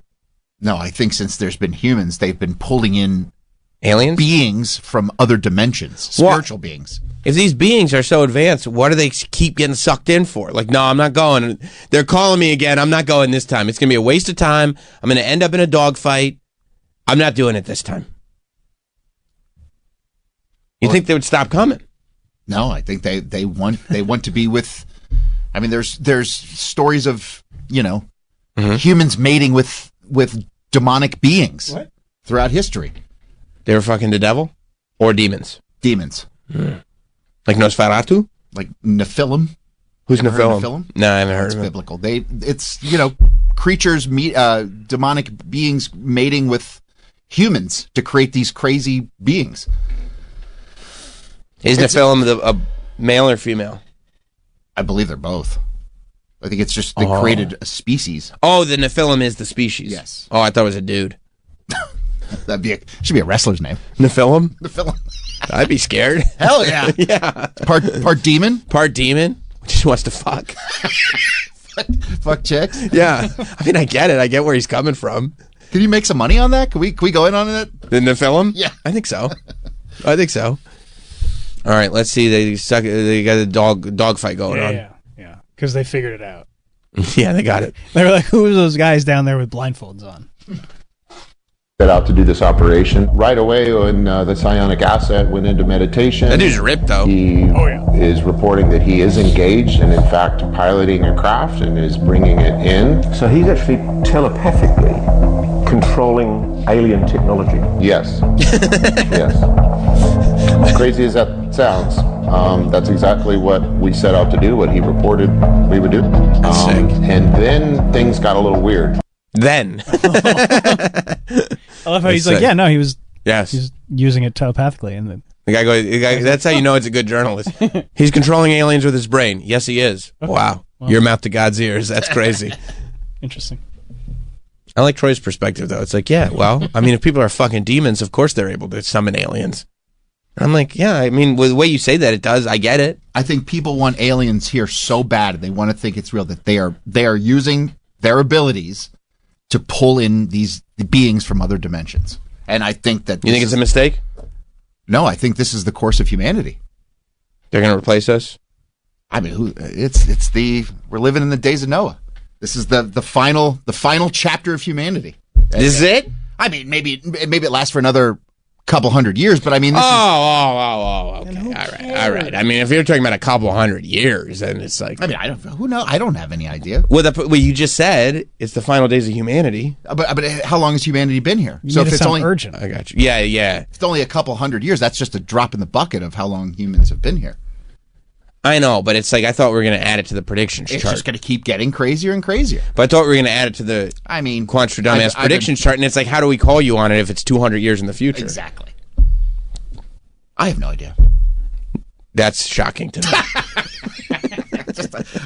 You're kidding me. Everything is so confusing, and I think that's the point, is just put the craziest shit out there, confuse everybody, say everybody, hey, these are the aliens, and then somebody comes and is like, nope, those aren't aliens, that guy's crazy. And it's like, this guy's like, well, what about this guy? This guy says these are aliens. And it's like, nope, that guy's crazy. And it's like, you don't even know what the hell the correct thing is.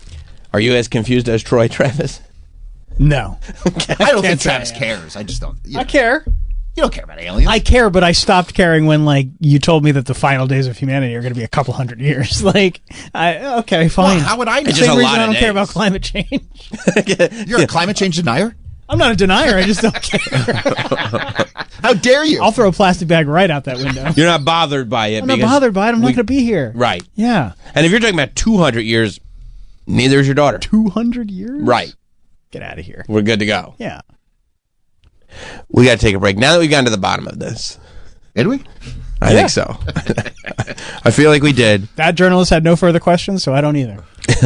We got to take a break. We got a lot to do today. We have Greg Stone and his podcast co-host Anthony DeVito coming in. By the way, I mean, today's a great day to talk to these guys because they're doing a podcast where they're reshaping society on their podcast. So, what better time to reshape society than in the days of Noah, as you so eloquently put it. So we'll talk to them in a little while. It's going to be a great show. Stay right there. We'll be right back. We will be right back with Sam Roberts Show. You're back with Sam Roberts Show. And not in that annoying, like, read words on the screen, pay attention that Troy hates. You actually have to pay attention to what's going on. Yeah. I think so good. Everybody says it's amazing. Yeah. Everybody says it's like really good. But yeah, and I think I would love it. You probably would. If I just sat down and paid attention to it. I'm thinking now that season 2 is out. Well, the first episode's out. Oh, is this a week-to-week scenario? Yeah. Actually, And that could be perfect because I got the whole season 1 that I would still have to watch. So by the time I'm up to season 2, there'd already be several season 2 episodes, theoretically. Yeah, it hypothetically. depends on how quick you burn through them. It doesn't seem like a quick burn show, but maybe I'm wrong. And maybe it gets quicker as it goes. I don't know. Yeah, but I mean, it's what, like nine episodes, I think, first season, like 45, 50-minute episodes. It's not that long. No. 9 episodes is not that much either. I just brought it up because I saw, it was a wild thing. I saw that in Grand Central Station, they did like a pop-up and marketing it, except they built these clear plastic boxes and basically built the set to this show. So I think, excuse me. Oh, God bless. Thank you. My God. I think the premise of the show is basically that, like, they come up with this new brain thing where they can split your work life and your personal life. So that you're in your personal life, you don't even know what's going on in your work life. Yes. And your work life, you don't even know what's going on in your personal life. And I guess the idea is that way at home, you're not stressed about your work life. And at work, you're just focused on your work, and that's it. And more importantly is that you don't know what you're doing at work. Oh, so they can get you to do tricky things. Well, the work that they're doing is very mysterious. How is it too mysterious? I don't like too mysterious. It's mysterious enough that we don't know what they're doing.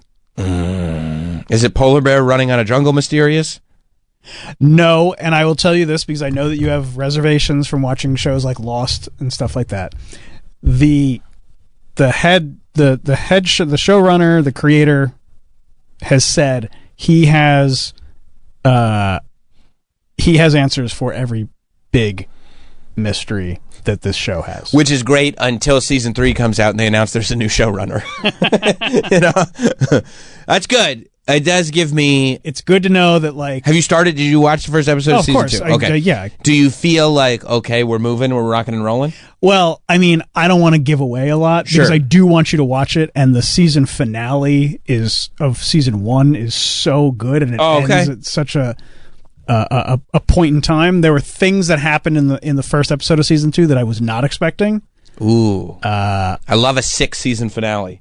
Oh, especially when I know there's another season waiting for me. Good one too. Okay, and this is 3 years in the waiting, right? Because the first season came out in 2022. Right. And then between the writer's strike, the actor's strike, rewrites, rumored infighting between who's fighting Adam Scott, the showrunner, and the other guy that co-runs the show. Not Adam Scott. Nobody. Who's going to fight with Adam Scott? I tell you what, he's winning. Okay. Who's going to fight with him? No. John Turturro? No. Please. What do you call, what do you say? His stepbrother had a mangina? I'm not beating that guy. But yeah, it's great. You should.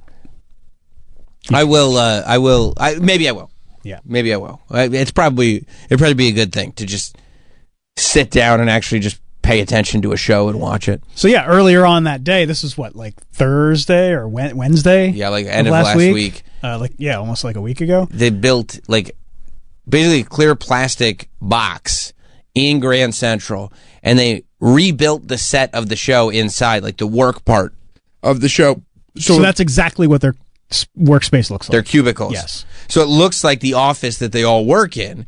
And not only was it just the office and it says Severance streaming on the side of it and everything, Apple loves glass boxes. It literally looks like the old Apple store. They love a clear glass box. Yeah.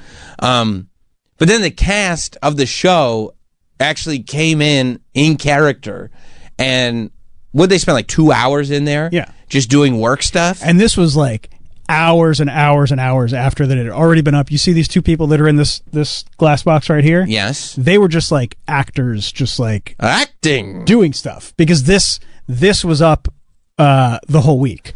Oh, so they were just in there all day. Yeah. And then but at like 4:30. Was anybody doing things like inappropriate on the other side of the glass? Like I'd be like flipping them off. Suck it. Yeah. Trying to get them to break, like pressed ham. Yeah, exactly. Yeah, a little pressed ham. Yeah, like imagine like all I can think of with those actors in that glass box is how funny it would be to throw a milkshake at the side of the glass box, because it would splatter all over the place. They couldn't break. But it was like on and off. People would be in there, people wouldn't. Oh, with my luck, I'd get there to throw milkshakes and nobody would be in there. Oh, I'm not sure to throw this. I guess I'll drink the milkshake. And then all of a sudden at like 4:30 in the afternoon, they just the cast just walks in and sits down. Yeah, like the three of the four. John Turturro wasn't there. I don't know why. Well, he's not gonna do that. But for 2.5 hours. Yeah, you want me to? Yeah, just kibitz. No, I'm not gonna kibitz for 2.5 hours. No. Yeah, and so they just but they don't acknowledge the people watching them. They don't say hello to anybody. They just do work almost as if their brain has been cut off. Mm-hmm. Like it's they're not aware of the fact that they're in this museum box. But it is so weird as much as they say about celebrities and being in a zoo and everybody staring at you, to actually see that experience play out. And then New York's favorite son and director of multiple episodes, right? Executive producer. Oh, yeah, and he's an executive producer of the show. Yeah. Ben Stiller in his North Face shows up. Ben Stiller is the most, he loves the Knicks. He loves the Knicks. Did you see that video of him and the guy who hit the half court shot? I don't think so. Okay, keep talking. Yeah, I'd love to see it. But yeah, I guess he was just there to kind of check it out. He was kind of just trying to fade into the background as all this was happening, and they had to get every detail right. They had to get everything is exactly as it is on the show. Right, and they had to even get the stuff that was going on the screens of the computers right, because everybody is videoing everything. And what an exercise in acting, too, for the full 2.5 hours or whatever it was that they were in there. Because some of these psychos are just going to sit there and watch them for the whole 2.5. So it's not even like they can have a 15-minute bit that they just replay over and over again.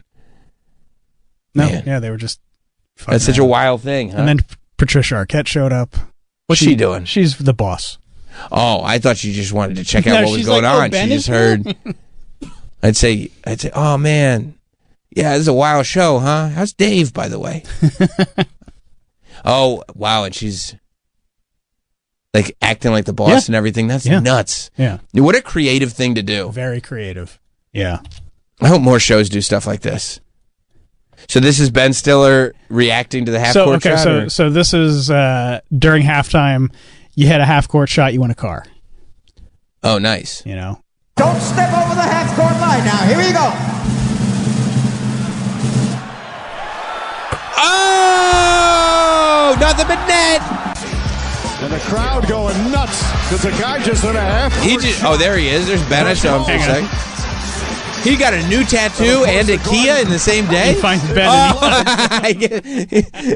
He looked for Ben and gave him a hug. He's just looking for a celebrity. Yeah. There he is, Ben Stiller. And Ben Stiller is him and Spike Lee are the Knicks celebrity fans. Yeah. And I would say, it feels like in the last couple years, Ben Stiller has been more prominent than Spike has with Knicks fandom. I don't know. I see Spike there all the time. Yeah, I think Ben feels like he's more part of the online community. Ben does the podcast. Yeah. Ben talks about it on Twitter. Mm-hmm. Ben does all that stuff. And I love Ben Stiller. I think he's actually grossly underrated because it feels like he's choosy about what he does. Yeah, you don't see him taking a lot of roles anymore. No, but his catalog is untouchable. But so I guess his catalog is what everybody wants to talk about. Because poor Ben Stiller, his Twitter account is why I heard about this happening. So Ben Stiller is there just trying to take video of it, just being it's really cool. Proud dad. Yeah, what my show is doing. I'm attached to something that's really, really great. And he posts this video on Twitter. Work house upstairs in my entire office. Really? I love your work, by the way. Zoolander was the first movie I remember being this is so funny. Really? Oh, yeah. Thank you. Thanks. Nice to meet you. He's trying to make a video, dude. He's clearly trying. His phone is vertical. The video is vertical. It's not. It's horizontal. The video is horizontal, so he's definitely taking a video. Yeah. Because he's flipped his phone. And you're just sitting there yapping at him about Zoolander? Remember the gasoline fight? I really thought it was funny. I love your work, by the way. Yeah, okay, thank you. Great, how about this? Yeah, you love my work. This is my work! Severance. Like, let's talk about, like, yes, we're here for my work. The show Severance is my work. Zoolander was so funny. I more meant Zoolander. Remember, you had that little phone. It's a little phone. And it's almost like, if that's an office, how can the ants go in? Hey, Van, you think the files are in the computer? Remember?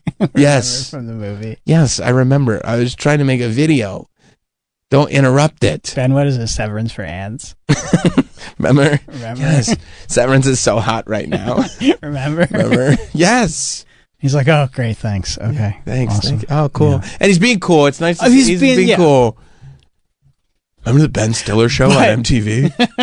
It is interesting that he chose to post this clip on Twitter. Yeah. Yeah, I mean, I can give him the benefit of the doubt and say maybe he just, like, posted took it one video, posted it, whatever. Or he wanted to expose this woman as an annoying fool. Or he wanted Zoolander to get sent. I also thought Zoolander was like so. Oh, Adam Devine. Adam Devine responded to the tweet. I also thought Zoolander was like so funny. I mean, that would literally be like if Adam Devine was the EP of this show, and I was like, walked up to him, and I was like, "Remember Pitch Perfect?" I really think Just Gemstones is so funny. Yeah, like that's not helpful. Oh, great, thanks. I'm a big fan of your work. Yeah, no, that's what we're here to celebrate. No, I mean Zoolander. Mainly Zoolander. And also, like, hey, Ben, you will go to sleep or I will put you to sleep. Remember? I was upstairs. Remember the Mista lady? I think I just killed the Mista lady. Remember? No, that was Adam Sandler. No, I know, but you were in the movie. Mista. Yeah, I mean, just like the sort of... Good marketing is really fun. It's great marketing. Yeah, I love good marketing. I love Ben Stiller attached. It's just the way people don't understand time and place. There's another one. It's the Zoolander praise for me. Oh, yeah. That's all anybody cares about. Of course. Man. I mean, look, Zoolander was great. Yeah. It's not the point. Hey, Ben, I had nipples. Can you milk me? I get it. Remember when you were the Menendez brothers in Cable Guy? Like, yes, can I please just make this video? Sorry, Ben. People do love this show, though. Yep. Are people generally happy with the way the season started? Mm-hmm. Yeah. Right. Yeah. No, they're doing a good job. Okay. I hope they continue to do a good job. How many seasons are they doing? Do we know? Have they said? No, I mean, I'm sure it will get picked up for a third. Sure. And I think he hasn't said how long it's going to take him to tell the story because I don't think he wants to, like, jinx it. The showrunner? Yeah. Mm-hmm. But he knows where it ends. And that's the important thing. Because I've watched Lost say that they know where it ends too? No. Lost's problem was that they didn't have an end date until it was too late. And Lost's other problem is that was back in the day when we were doing 24 episodes of television. Right. And also, this is making money. Let's do more. Let's just keep doing more. So then those middle seasons, they had to just come up with shit to do. Yeah, who gives a fuck? They could time travel, make it up. Yeah, just do whatever. It's making money. Yeah. It wasn't until, they made a deal with ABC to say this is when the show is ending that now you can start working backwards. Right. Well, which is why I like Yellow Jackets too, because Yellow Jackets has already said, hey, this is 5 seasons, and Showtime has signed us for 5 seasons, and we know exactly where it's going, and this is the story. Did they sign that show for 5 seasons immediately? From the jump, or after season 1 was successful, it was 4 more? So they went into it, Showtime went into it knowing that the creator had a 5-season story. I think it got renewed after the first season. I'm still waiting to find out who got 8. It comes back next month. That's exciting. Yeah. Well, didn't the writer's strike start just as it was getting started? Yeah. And it was like, no! Yeah, I love that Yellow Jacket show. Yeah. I might have to rewatch the first 2. I was thinking it's been so do the same long. Thing, yeah. And it's such a detailed show. Yep. There's so much going on, and there's so many different characters, but so much important stuff. Yeah, that first season got real out of control. Yeah, it's great. I love it. Yeah, me too. Me too. And it's one of the great teases for a show, like the open of the whole show, where you're like, holy shit, it gets here, and then they take you all the way back. And so even though there's interesting stuff happening throughout, you're just constantly waiting. At some point, we're going to hit this. When are they eating that person? Who's getting ate? And they start mixing I saw that jewelry. Yeah, but the jewelry got passed to this person, to that person, to this person. Who's getting ate? Yeah, I'll do a rewatch. I think I will too. I don't even remember, to tell you the truth, if I finished the second season. Plus, what's her face is in it? Christina Ricci? I mean, Christina Ricci is a goddess, but the other queen, Juliette Lewis. Oh, yeah. I mean, come on. Yeah. And now the young Juliette Lewis is like a huge star from that show. Who is she? Young Juliette Lewis was in my favorite movie from the summer, the Strange Baby, Strange Honey, Strange something or other. Oh, yeah, that's right. Strange Darling. Strange Darling. Sophie Thatcher. She's like everywhere now. She's an it girl now. I didn't realize that was the same person. And she's in my Hereditary movie with my Hugh Grant. I love these are all. And she's in my Maxine. She's in all my films. I love her. She's great. Strange Darling was great. Strange Darling was great. Maxine was great. Yellow Jackets is great. Yellow Jacket's great. Not Hereditary. Heretic. Heretic's amazing. You see Heretic? No, not yet. You gotta see this movie. It's Hugh Grant. When it's on Plex, I'll see it. Well, that's illegal. But you shouldn't watch things that way. All right. By the way, I did see The Substance finally. We'll talk about that at some point. But we got to take a break once again because Greg Stone and Anthony DeVito are here. They're on their way in. They host the podcast. This is Welcome to. I always forget. I remember Talktown. I always forget the first part. Welcome to Talktown. They'll be here momentarily. Stay right there. We'll be right back with Sam Roberts Show. We are back with Sam Roberts Show. Yo, from the Talktown podcast with Greg Stone, Anthony DeVito. Welcome to Talktown. You can see Greg Stone, by the way, performing this Friday at Grove 34 in Astoria, Queens. And both Greg and Anthony will be at the Vermont Comedy Club in Burlington on Valentine's Day weekend, February 13th through the 15th. Welcome, guys. Thank you, man. This is the third time I've done this show, and you've set a date that I went, holy shit, I have to be there this Friday. I have completely forgotten that I have that gig. That a gig is happening. Yeah. But thank God you said it. Because you would not have been there. I would not have been there this Friday. I was off in my mind. Right. Anthony, you want to do the show Friday? Because I have not booked it.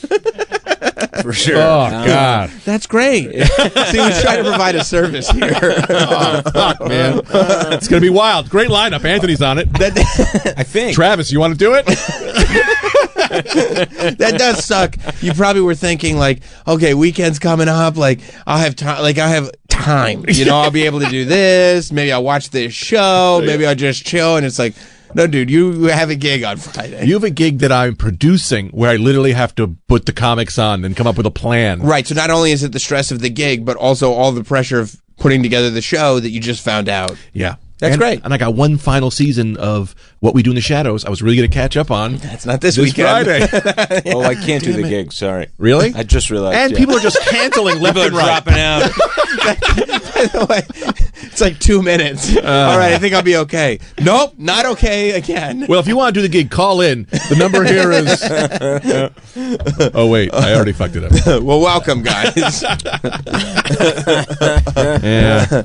I mean, look, you got a lot going on right now. A lot going on. You know, I was actually... so I was listening. Welcome to Talktown. It's a great show. Thank you. You guys are trying to put together the perfect society. Mm-hmm. I feel like there are a lot of communist ideals in there. Sure. You know what I mean? Like a lot of sharing, a lot of paying in, a lot. It feels like the further you go down, it feels like you lean more and more communist. And I don't even know if you guys realize like you're just doing kind of communism.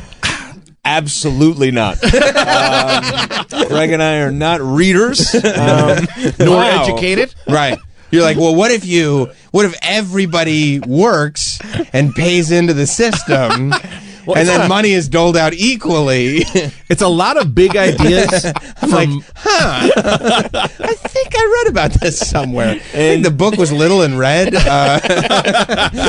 And all journalists will be in prison. It's one of our ideas. Yeah. If you can control the way information goes out, you can control how people feel. It'd be great. It's every episode is either this is communism, this is dictatorship, or this is a cult. Right. We cannot seem to figure out how to do a nice, peaceful, normal society. Yeah, because you have to figure out. Okay, the society that you guys are trying to form.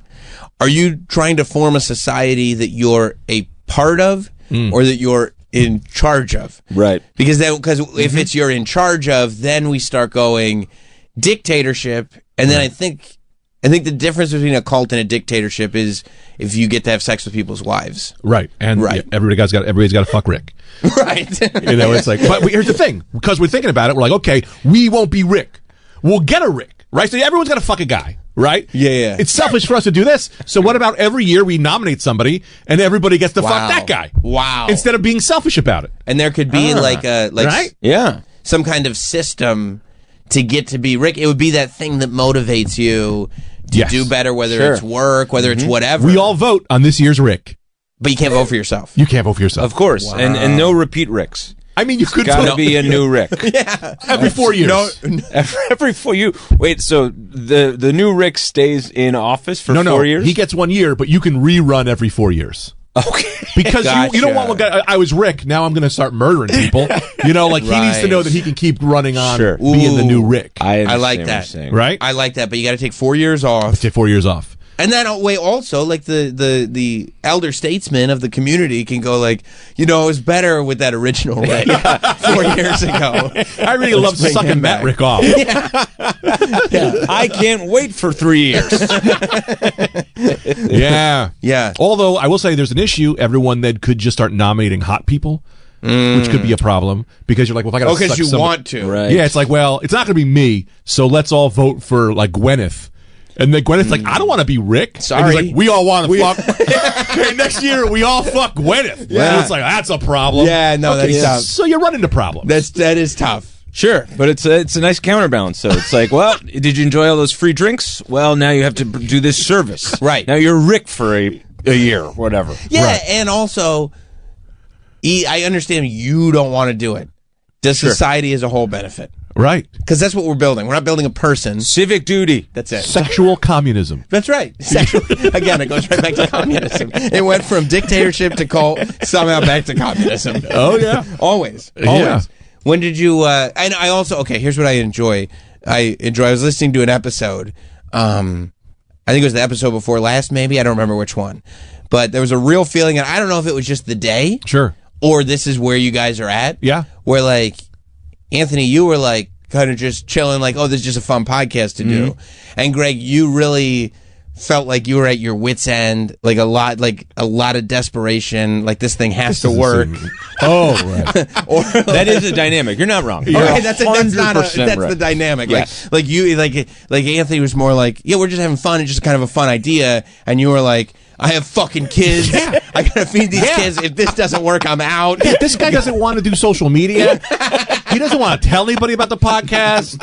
And then they'll find it. They're finding it. Sam found it. Yeah. Yeah, and I found it very organically. Yeah. Travis sent me an email saying, here's who's coming in, here's what they're promoting. That's part of the snowball effect. That's what he keeps talking about, this snowball effect. And I keep saying, there's no fucking snowball. And he's got the snowball effect. It's happening, Greg. And I go, we got to boost reels. Yeah. We need clips. And he just sits there. He shows up late. He does. Yeah. I do love the idea of taking laziness and attributing it to like an industry. No, it's a snowball effect. I've been in the industry for quite some time. You just wait for it to happen. What you don't want to do is try. We did a Go ahead. I see you doing the hand signals. No. He's taking the words. He must have read my book. The snowball effect. It didn't sell a lot, so I guess he was one of the. And ChatGPT wrote it. He's not going to write a book. Of course. Still waiting on the snowball effect for that book. People will find out about it. Why are we telling them? But it was great to listen to because it's like Anthony was a little too lackadaisical, I think. But then you felt like you had the weight of the world on your shoulders, and I was like it's a good podcast, but also to make this the end all be all is an unfair amount of pressure to put on yourself. That I carry crazy. every day with everything I do. Right. Yes, this must be the greatest cup of coffee I've ever had, or what was it worth? Yeah, my whole life. Yeah, it's not worth doing. It's not worth. If not, and do you talk to is this what you talk to your wife about? Like, listen, I don't talk to my wife. You don't. You stopped. Emails. We've just full emails. So you just Full write her an now. email going, I want you to know something. I've come up with a new idea for a podcast. And I'm going to give it 5 episodes, and then we're on Easy Street. We're good to go. So it should be noted that Anthony and I did a Most podcast. comedians haven't thought of doing a podcast yet. So we're getting in early. Should be noted, Anthony and I did a podcast together for 10 years. Wow. So 10 years. And guess what? That snowball never fucking rolled. All right? Did it melt? Yeah, the sun came out the next day. Yeah. Most fun thing I've ever done in my life. Right. And I'm loving the new podcast, but I'm like, let's just try a little bit. Do you think that a complete lack of effort led to the other podcast for 10 years having no success? Yes! Okay. Because all You three think of no, them. Anthony? Absolutely not. Wait, what? Sam. No. Right. It was Greg's earnestness that really was the devastation of that podcast. I think if he could have leaned in more to just the organic way that the United States of America was going to find this thing, Right. we'd have been fine. Right. But people were turned off by I his get that. desperation. No, I get that. I would say. I get that. Turning on the podcast and being like, this guy wants it too bad. This Too show's bad. not- This show's not for me. That is an energy that I have all of the time. I went to Chick-fil-A, and the lady was like, no, you want this too bad. Yeah. We don't turn down customers here. Oh my God, you have spicy chicken sandwiches? I got to get a spicy chicken sandwich. Like, I'm not going to serve you one. Yeah, I mean, I will say though, with our last podcast, the Rad Dudecast, and this is Greg. Okay, That's what it's called, the Rad Dude. The It Rad sounds like the Dudecast. Ragu cast. Oh, the Ragu Cast. Well, you know what? There's another one Copyright of Greg's that. failed projects. Well, that was That was Macaroni with Rascals. Becky Owen, actually. Yeah. So the Rad Dude, why was the Rad Dude podcast not successful? The Rad Dudecast. Well, I'll say this. How do you measure success? That's a good He's point. right. You just said it was so fun. No, it was very successful. Financially? Okay. Nah. No. Fine. I will say this, 2013, 12. Yeah. I remember stating, I go, guys, we should get cameras. Right. We should cut clips. And they Oh. go, video? Who the hell's going to do video podcasts? You were going strictly audio. was a fight that I had with them and lost. You lost that I lost one. that fight. Okay, you guys go just audio. Yeah, and I was like, Okay. let's just come on, let's get some cameras, you know? Nope. No. No. They'll no. find it. It'll be right there buried in iTunes somewhere. And some did. Yeah. Yeah. There were some that listened. Oh, absolutely. Right. Yeah. Our fans are diehard fans. It's just we know all of them on a first name basis. Yeah. They have your phone number. Yes. Yeah. And that should be noted. They do have our phone number because we gave our phone number out on the podcast. You did? Yeah. Yep. And they called Why, us. yeah. why did you give your phone number out on the podcast? Why not? We didn't. Well, we started it. To be fair, we did start the Rad Dudecast. I mean, now it would be like 15 years ago, and this Okay. was like there were like 2 podcasts. There weren't a lot of them. I Right. don't think. Yeah. I mean, you guys are more in the industry than I am. You know, I No, was 15 years ago. Yeah. There was Yeah. a lot more like runway. We Yes. could have been on Easy Street right now if we'd applied ourselves. And 15 years ago, the idea of doing an audio-only podcast was not quite so No. silly. No, and it was just at the time it wasn't sort of like what it is now. So it was like not too many people had we didn't really know that it's like it could take off to such a level. Right. So we were like, who's gonna listen to this anyway? Right. You're like, Greg, nobody makes money podcasting. Yeah, of course. Who would want this? Right. That's what I thought.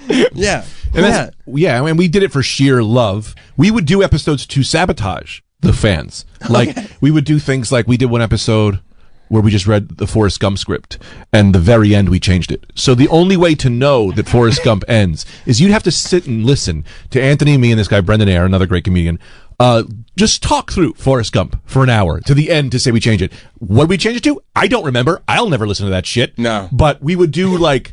Anthony was eating on half of the episodes. Like it was, I mean, it was the most fun thing we'd ever done. Sure, but it was just for you guys. It was just for us. It was just for us, and then people did because then podcasts took off, so then people were listening, and then the people were listening were us, but fans. Yeah. You know what I Right. mean? So just like real, just delightful weirdos were listening to the podcast, And that's perfect. You find your great. community. Yeah. Great. Yeah. But yeah, the first episode we gave out our phone number because we were like, who would ever? And then to this day, like I will just be sitting there and I will get an unknown number, and inevitably I'll pick up and I'll go hello, and they'll go, it's really you? Yeah, every time.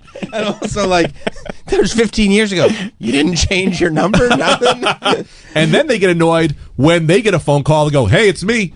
And they're like, are you calling me back? We go, that is the difference, what I would say with Greg and myself, where it was like, that's crazy, Anthony. And I'm like, oh, what are you doing? And they're like, well, I didn't expect this interaction to even get this far, so I'm not doing anything. I'm going to hang up. Whereas then Greg goes, want to Zoom? And then that person, and then I have to hear about 6 months later how that person might have not been a good new addition to Greg's life. Yes, yeah. Well, I'll say this. Last weekend I was at Mohegan Sun, and this guy, Matt, was there. And Matt moves mountains. Remember him? He was a fan who called me, and then I demanded he remain my friend. Sure. And then I texted him. I was like, "Hey, man, I'm coming to your area," and he said, "I'll be there." And we hung out all night. He's still my friend. I love this guy. He is your friend. He is my. I said to him, "You are my friend. Stop acting this way." I love the idea of giving out your phone number on a podcast, right? And then the listeners go, "Don't you know I have your number now?" And then Greg Stone turns around and goes, "Yeah, but don't you know I have your number now?" You're in here with me. Honey, it's Greg Stone calling. I don't know why he keeps calling. You know it's dinner time? Yeah. Yeah, so we did a bunch of that. We did that podcast at like Pure Love, and we're doing this new podcast out of Pure Love, but I'm just trying to add 10% promotion to something. To something. Just to say, even if it doesn't work, you tried. No, it works. The fact that we're doing it worked. Right. It's working. It's the most fun I've had in my life. I don't care if... I thought the Rad Dude thing was the most fun you ever had. This is more fun. It is. Yes. Because a minute ago you expressly said this was not more fun. I'm not A listening. minute ago you said, I know I'm doing a podcast now, but Rad Dude was the funnest. That was then. This is now. I see. Things have changed. He did say that, right? Of course he did. Yeah, man, but you get it. Can't hold him accountable. You cannot hold Greg accountable for what he says. Yeah. That can't be happening. It really does go back to everything has to be the most. Like, yes. If you've now had multiple things in 10 minutes be the most fun that you've ever done in your life. Billy Joel, I go to extremes. Yeah. Everything. You got to. Did your wife wonder why you're opening yourself up to the point where just random fans are calling you, but then also become a part of your life? You ask about my wife. Okay. So much it's getting concerning. Well, because you're a man. I'm best friends. Yeah. Not like a sexual He's just being a good host. And he's interested in your life, and he's asking you questions. Do you want him to be worse at his job? No, because look at his eyes when he says, he goes, "It's your wife," and his eyebrows go up. Your wife. I'm trying to, in a polite way, tell you that the behavior that you exhibit is concerning for somebody who has no life whatsoever. Yeah. If you were just a guy who lived alone and comedy was all you had, I'd still be like, this is concerning. Yeah. You're a man with a whole life and a family. The kids thing is really throwing off my comedy, my comedy voice. Being a maniac and doing these things, it's like I have children to worry about now. Right. And it's also a problem that when somebody completely just asks about it, which is totally legitimate, you go, "Hey, fuck you." Yeah, but that's fun. It's fun. I'm having a great time. Right? Yeah. Honestly, this is the most fun I've ever had in my entire life. That's what I'm talking about. With every moment. That's the Talktown way. Yeah. So you have 2 kids? I don't know. Yeah, 2. Yeah. How old's the oldest? Oh God, he's Anthony. Uncle Anthony. He's 3.5. 3.5. Okay. So he's just starting to get to the age where you might have to explain what you're doing. Yeah, because with the first 3 years, they're just everything is taken for granted. But at a point, once they can ask, "What are you doing?" Yeah, you're gonna have to vocalize these things. Yeah, he knows. He says, "My daddy does things that could be misconstrued as racism, but he's just doing a bit." That's a very advanced kid. That's really great. My dad is someone who's grown a lot since the last thing that they did, and they're very apologetic for who they were as a person. He just knows a series of statements. That's great. You're raising him right. Yeah. Yeah. It's wild because he's becoming now a person. He's a person now. Right. You know what I mean? Right. Last week we were potty training now, and yesterday he took a poop for the first time. Shout out. And he got shout out to that poop. Yeah. He got up and he looks at it. He goes, "Hey, look, Dad, there's your act." That's funny. That's a good one. And I'm like, "Come on, pal. Yeah, that hurt. You're supposed to love me." Right. I'm in this weird period right now where I'm just trying to make things work, and you're not helping at all. God damn it, man. Just sign up for the Patreon, dude. Anyway, yeah. If you want to really get to know me. I will say that is a weird thing because some of our close friends are Patreon subscribers. That's a problem. We don't have a big Patreon pool, and then we hang out with it. That's a very strange thing. Go on, because I'm feeling this too. But what do you mean exactly? Well, because Charlie is a Patreon subscriber. Yeah. Our friend Charlie, we grew up with, right? And then we went to our friend Mike's like last weekend, and then we only have like 20 Patreon subscribers, and then Charlie's one of them. Yeah. It's very weird. It's just a strange thing to be like funded by someone who's been in our life forever. Funded by this Christmas party. Yeah. Yeah, it's strange. Charlie's a guy you've known. Yeah, Charlie, Taco, Mike, they all subscribe. Yeah. But you've known him for a very long time. Since high school. Well, our best friends. These are your friends from high school. And Well, just Greg and I know each other from high school. We went to high school together. Yeah. Right, with Joey A. with the sports. With Joey A. with sports. Joey Oriyama. Joey A. with sports. Wow, what a pull I was not expecting. Yeah. Whoa. Joey A. knows Joey A. with Sam sports. Miar? That's right, Roberts. That's right. No, you nailed that. I'm glad you know my name. It's also the name of the show now. So your friends from high school. Yeah. I mean, in one way, it's great that they're being supportive, of course, and going like, no, I want you guys to be the guys that made it. You're still doing your thing. You're still being creative. You're still being funny, but also. It's like, oh, we're going to have a Patreon meet and greet. Like, hey guys. Yeah, exactly. We could have probably just hung out. That's the like, thing, you could just come over. Do you guys want the content or are you worried about it? Yeah. That's the thing. Yeah, you could just, like, you could just send us money Yeah. if you want. You don't need to be an official. Because it's like we have 20 subscribers, but only 5 listeners on the Patreon episodes. So it's a bunch of people and we're just really worried. Yeah. You're nice guys. Yeah. Yeah, it's good that you're funded, though, by people in your life. It's also a new podcast. It's a brand new podcast. Yeah, it's a brand new podcast. It's a brand new that we are not promoting. We're snowball effecting this one. Right. I've been sharing Instagram story. I'm doing more than I've ever done. I know, it's wild. I'm very excited for it. This guy, if I make a reel, this guy accepts that collabo within 48 to the week. That's right. 48 hours. Yeah, I don't know what it's like to be an Olympic athlete, but I imagine it's like a similar feeling as to what I'm going through right now. Yeah. Yeah, I mean, but you're doing it in a professional studio, like you are. You're doing it all right, and it's, sure, and it's a great show, and it's got a concept behind it. I love a podcast with a concept. Yeah. You We know? do abandon the concept pretty quickly in each episode. Yeah, I'm way too high. I got you. Yeah, that's tough. No, we don't really. I feel like if you just get, no, we don't. The thing that I just said, we don't do that. Wait. Yeah, I just feel like if you get back to it. I think if you just even mention it or like the whole thing springs out from there, it's fine. You know what I mean? Right. You just have to tether it to something, and it's like, okay, that's part of the concept or whatever. Oh, right. Yeah. Just like when you're doing a new bit, you'd be like, oh, my dad said he loves abortion, so here's my abortion chunk. Right. Then you go back to like, we need to connect as people. You know what I mean? You just refocus. Yeah, that's right. I think so. Yeah. Are you having a fun time, Anthony? Now? Yeah, right now. Yeah, I'm having a great time. That's great to hear. Comparatively to all the other fun times, is this the most like? That's why I live my life. Yeah, no, I know you do. I had heard that you had stated recently, Greg, that that you, even though you're a married man, it takes a lot to have you be attracted to a man. Well, that's because I'm not attracted to men. No. It doesn't say in my research that you're not attracted to men. It says it takes a lot to have him be attracted to a man. To get me to be. Right. Yes, it's a lot because I'm not there yet. So clearly, it's a lot, right? But I'm working at it. You are. I'm going to defeat the system. You'd like to be attracted to men. Yeah. We talk about this every time. You know me. I'm working. I'm Christopher Columbus. Yeah. I'm out there trying to see new seas and be places I've never been because I did not like.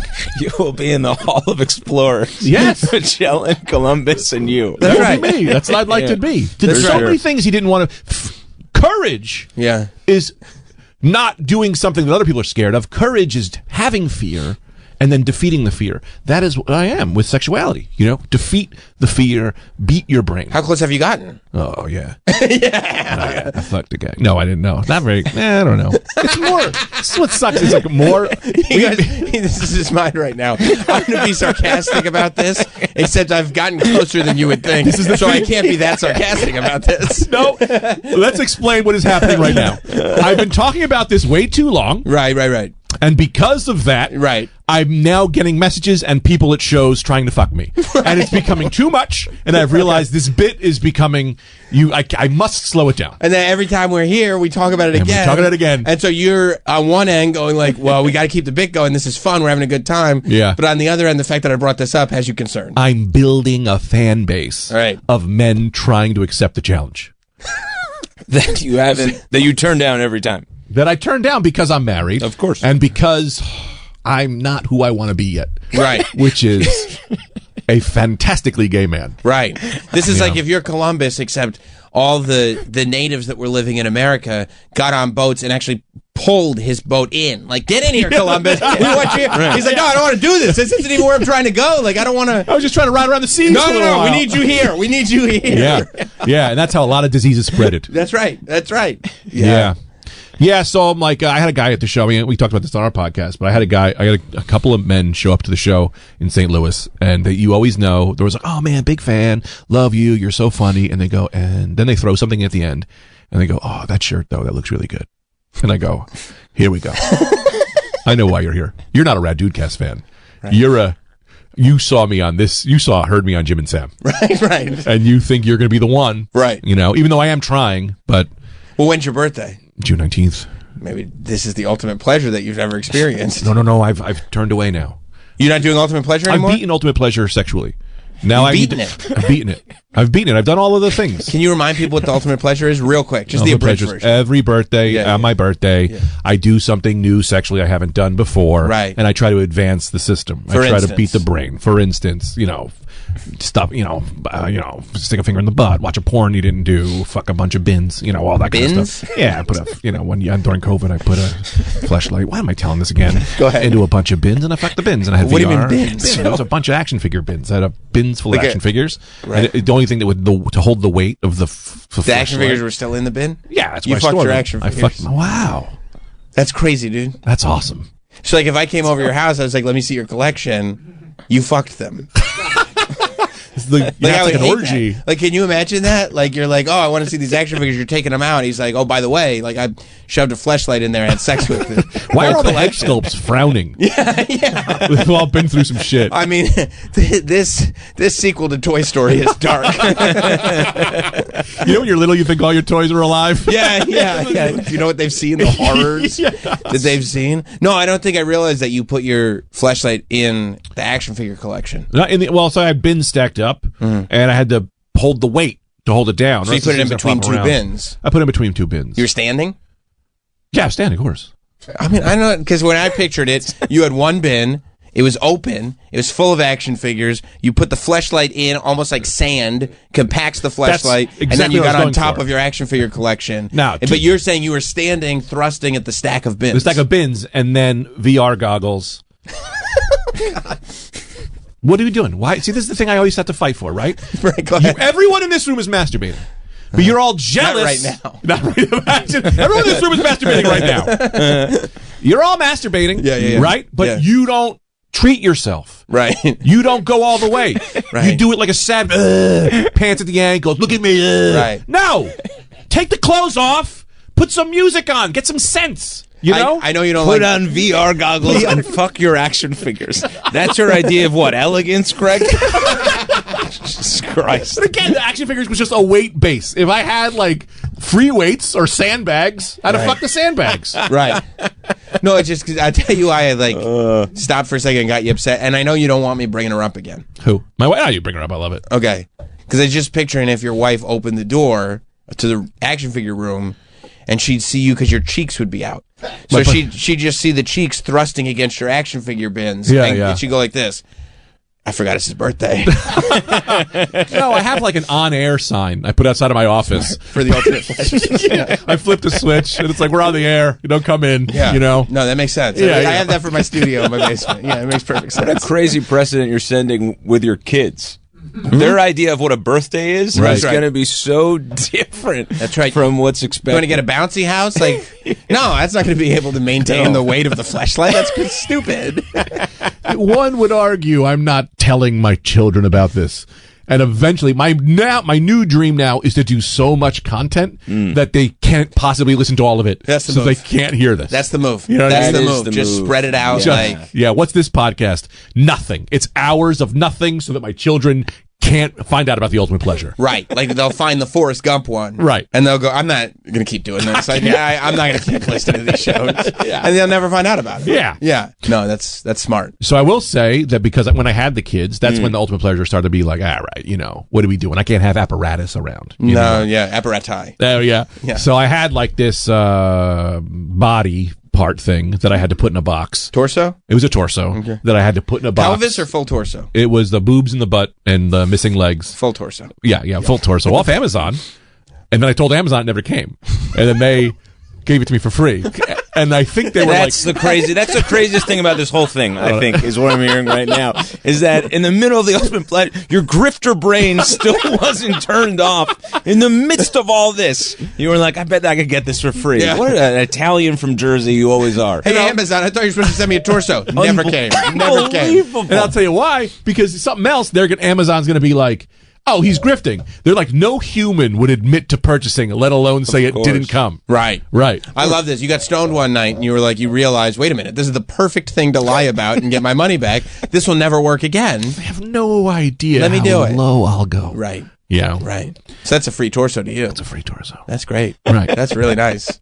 You pay for your torsos like an idiot. Well, because, and also I hate to add this, but also so I do the ultimate pleasure, but also on my birthday every year, I will buy something from Amazon. One thing from Amazon, and I tell them it didn't come. So I always get one thing from Amazon for free. Amazon gives me a birthday gift every year because I buy enough stuff on Amazon. Sure. They go, you give me one thing for free, and I think Amazon should adopt this, right? And be like, we've got enough money. If you're Amazon Prime, you pick one thing every year, one item every year, and we send it to you. What kind of price are we talking about with the item that you pick? Are you talking about like an air fryer, or are we talking about like? So you want to know? Yes. Okay. Lowest I ever went was like a action figure 2-pack, right? $24. Harmless. Yeah. 4 years ago, I think it was. Yeah. PS5, motherfuckers. No. I 100% have a PS5 that I got, and it was when you couldn't get them. Right. So it went up, I ordered it, and then I called and I went, let's try, And I was like, hey, I ordered this PS5. It didn't come. Should I file a police report? I don't know what I should do. I said too much. Right. And she was like, no, we'll just refund you. No, she goes, we'll send you another one or we'll refund you. And I went, you could send me another one. In my head, I was like, well, I'll take 2 PS5s. Sure, because also if you can't get it, maybe you can sell it for more than you paid for it. Or that you know how many torsos you can get with that money? That's all torso money. Or Anthony's best fucking Christmas gift ever. Oh, he's gonna feel like a real asshole. That's exactly what you do, Mr. Tips everybody.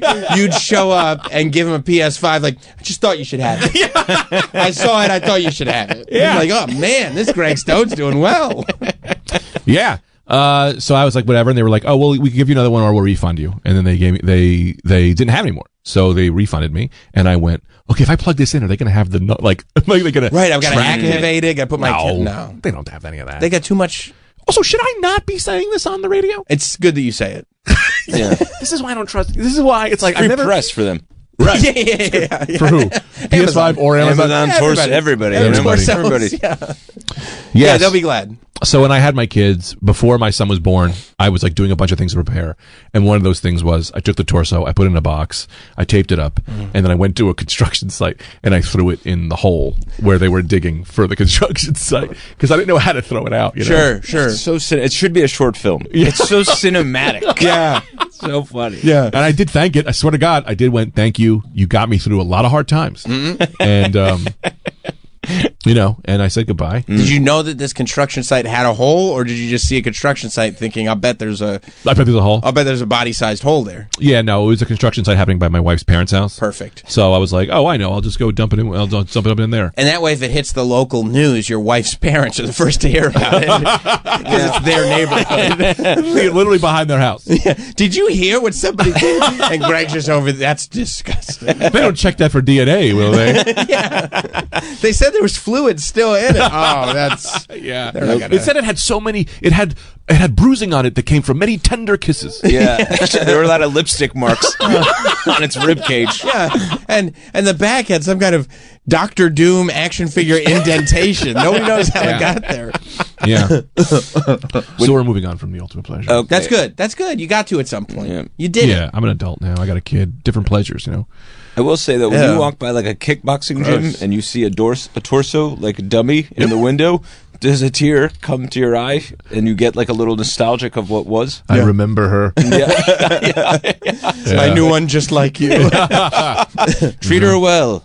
Anthony, was Greg like this kind of always throughout high school and everything? No, I mean, I did he have a sexual awakening? I don't think it was as sexually open as this in high school. Yeah. No, this has been, I'd say, probably like the last 10 or so years. He's been trying to like work this defeat your own biology for the sake of I don't know what. But I've applauded it, and it's weird that I understand the logic of it, where I think a lot of people are like, I think they want to put him in like, so you're gay or you're not gay, and it's just like it gets so much weirder and deeper and more intricate than that. I really think he's just trying to defeat his own sexuality to open himself up to what making love to a man would be like, even though he would hate it the whole time. Right. But obviously people love it. So the Right. idea that what if you're missing out on something that you would love? Yeah. Right. People have a great time doing it. A lot of people. Right. Absolutely. So why would you want to,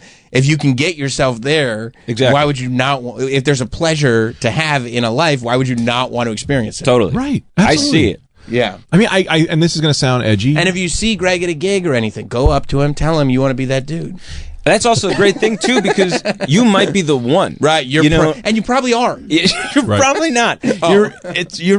Well, Greg. I mean, at one point, Greg did tell me his type. This was years ago. Go ahead. He liked. What's his do you remember Eddie Redmayne in The Danish Girl? Yeah. Specifically in The Danish Girl. If we can get an image of that on the screen, I'd love to see, because I know Eddie Redmayne, obviously, but I'm not. Yeah. Did you see him? He's in. I saw him. Cabaret. Yeah. You saw him in Cabaret. I had to go.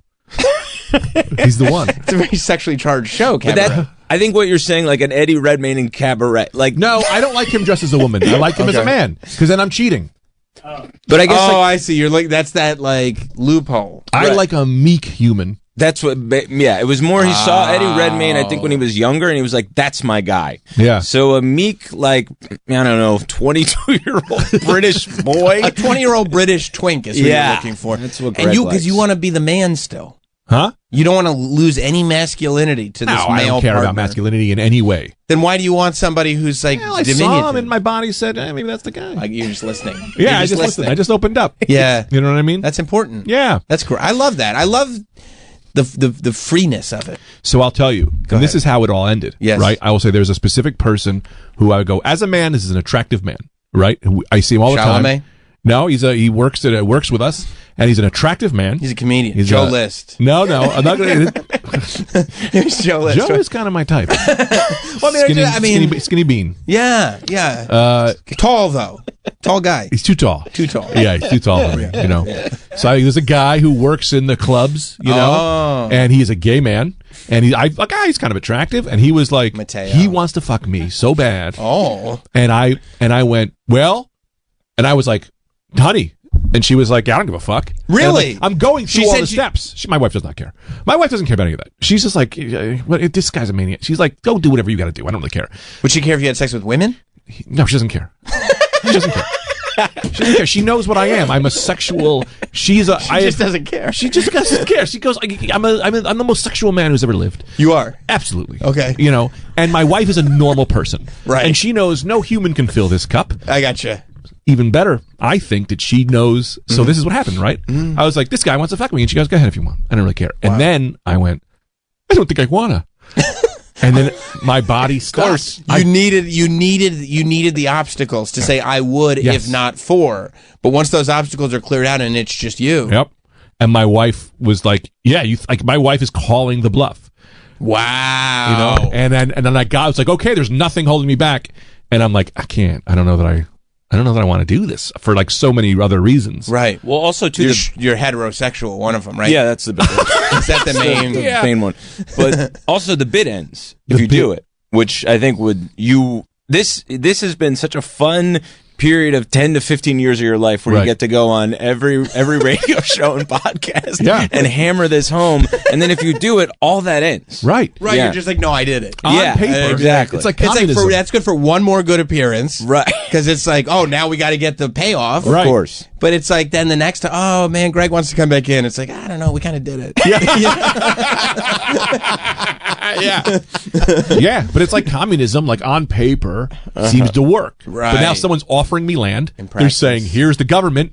Why don't you try to put Talktown into play? And we go, well, this doesn't work. It doesn't work. This doesn't really work. Of course not. Never. But like, not even the gay thing. The fact of like talking to a person, being in bed with you're a woman. It's like, I don't want to deal with any of that. Right. I don't want to deal with like, what do you like? Can I make you feel good? Like, I have a wife and I do that for her. I don't have any of the energy for any of the rest of the stuff. That's right. And you don't have to do that if you're having sex with bins. Right. They don't ask for anything. They don't. They're there to please you. They scream in silence. They do. They really do. Yeah. I mean, Anthony, I think there is a risk sometimes, when you have a friend that shifts the boundaries of normalization. Sure. There are some that go like, well, this isn't the things that I used to consider normal, because now the level of normal, because Greg's a regular guy. Totally. Right. That's nice to hear. So the stuff that like he makes acceptable, now this boundary of normal has been pushed. Does it put any pressure on you to act out, or do you go, my friend's a maniac? No, I think it's more the latter. Where I go, my friend's a maniac, and I think I am, but just in a different way. No, you're crazier than me in 50 other ways. Yeah.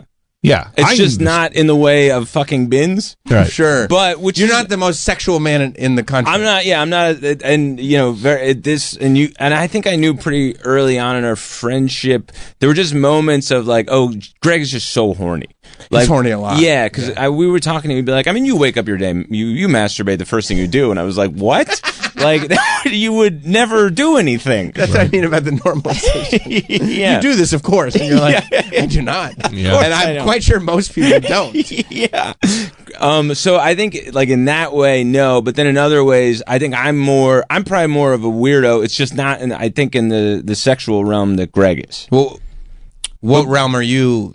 I think just kind of everyday stuff. Like, Greg would be it's hard to kind of evaluate yourself and be like, I don't know, because I'm walking through life and going, this seems normal to me. Well, Greg, you said, I think Greg's pointed out a lot of stuff. Yeah, you said he was crazy. You said he's crazier than you. Yeah, I mean, like he's not this way really anymore, but like a temper.